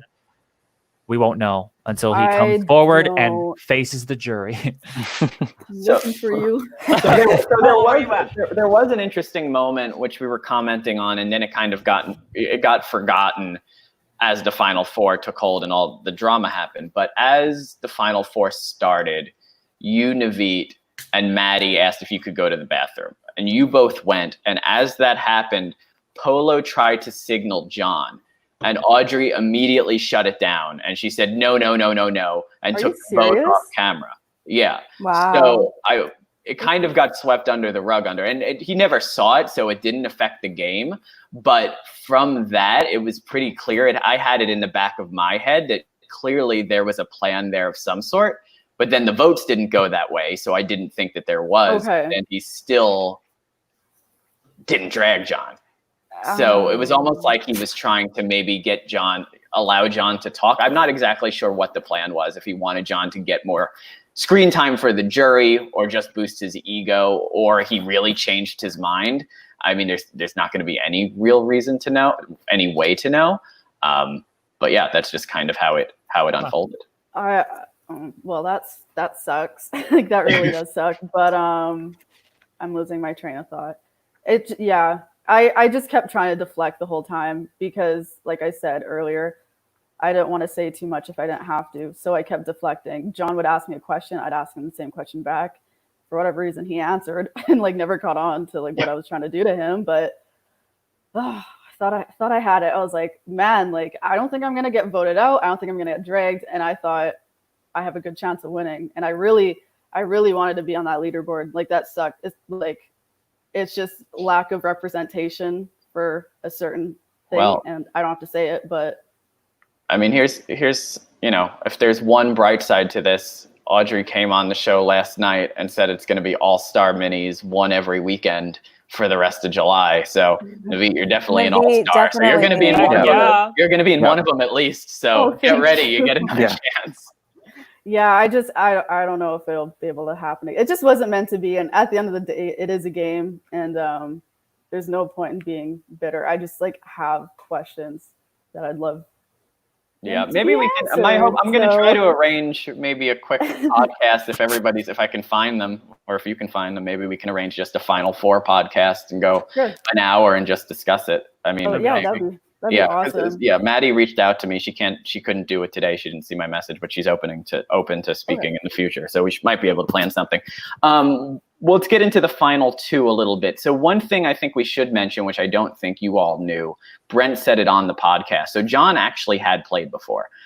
He played a private mini that was actually completely private with like all of his college friends a few weeks ago, and he got 5th place. So I feel like that does show that, I mean, just having done it in general before, I feel like helps your overall gameplay, just knowing, you know, what to expect. So, but Maddie did end up winning, and that's probably where I would have voted as well. I thought it was very interesting how she was playing the, you know, saying that she was drunk a lot of the time, and then as soon as the final 2 came, she was completely, you know, completely ready to go with those answers. It was kind of like Brendan Meyer level in terms of how I wouldn't say on Brendan's level, obviously, because Brendan's probably one of the best final 2 performances of all time. But in terms of, she could clearly speak, she had relevant information to every round and knew how to plead her case, which I don't think anybody was expecting going in. How did you all, well, A, how did you all vote? And B, how did you decide on your vote? I just want to say Homegirl was probably drinking some Earl Grey tea, maybe some cold tea. It was not alcohol, but again, I'm losing my train of thought. I'm sorry. But I didn't really see her game, to be honest, because anytime I'd be in a room with her, she would wait for like, she just wouldn't want to say anything right away, and which is fine. Like I mean, I'm more of an under the radar person, so was she.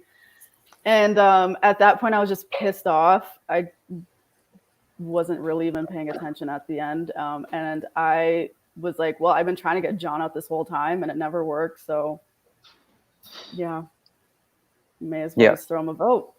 Yeah. Yes. So I actually had the same exact reasoning. I voted for John also. I voted for John as well. Oh, wow. Those are the 3 votes. There you go. We figured it out. I felt like the whole game, his name was coming up. I'd hear his name occasionally, Me too. and it was always getting passed away, whether that was Maddie or not, but I felt like he was a part of getting it off of him. And I felt like Maddie's name never came up.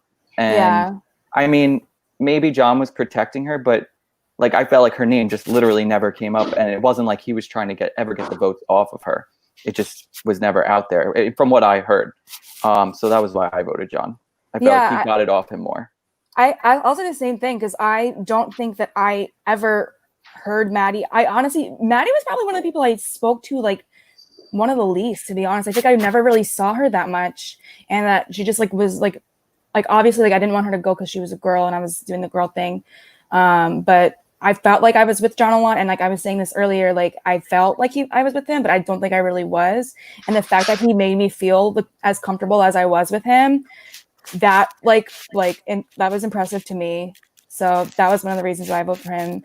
And then the fact that his name kept getting brought up. Yeah. So I really like adversity in a game, and he did all of that. So but I now, like looking back, like I understand Maddie's game now, and like 100%. She's a deserving winner. I'm for happy sure representing our cast. So I was happy. I did really actually like our final 2. Like I wasn't working with them, but like I did really like them. Anytime I was in the room with them, I was like, yay! Just the fact that they knew they probably had an unspoken final 2, because if they didn't want to like discuss it publicly, the fact that they were able to do that is like super impressive. Yeah. So props to them. 2 actors, they've known each other for 10 years. They hid it from everybody, and then when they saw anybody getting close to it, they cut them off. Like it was incredible. And so for me as a juror coming into it, I wanted to be like the bitter, petty person, because John was like my first room. So I came in and I was just like, okay, let's see what John has to say, because I'm curious to know how he played this in this way.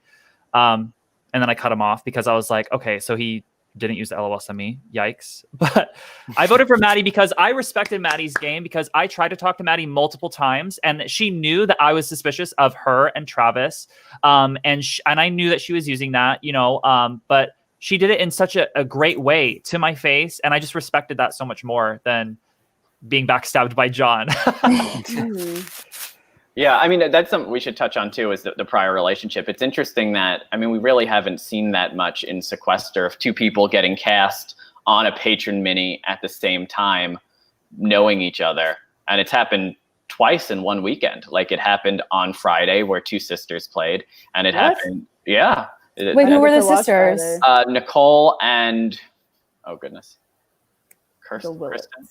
I forget her name, but yeah, so there were 2 sisters. That's crazy. I didn't realize they were sisters. Yeah.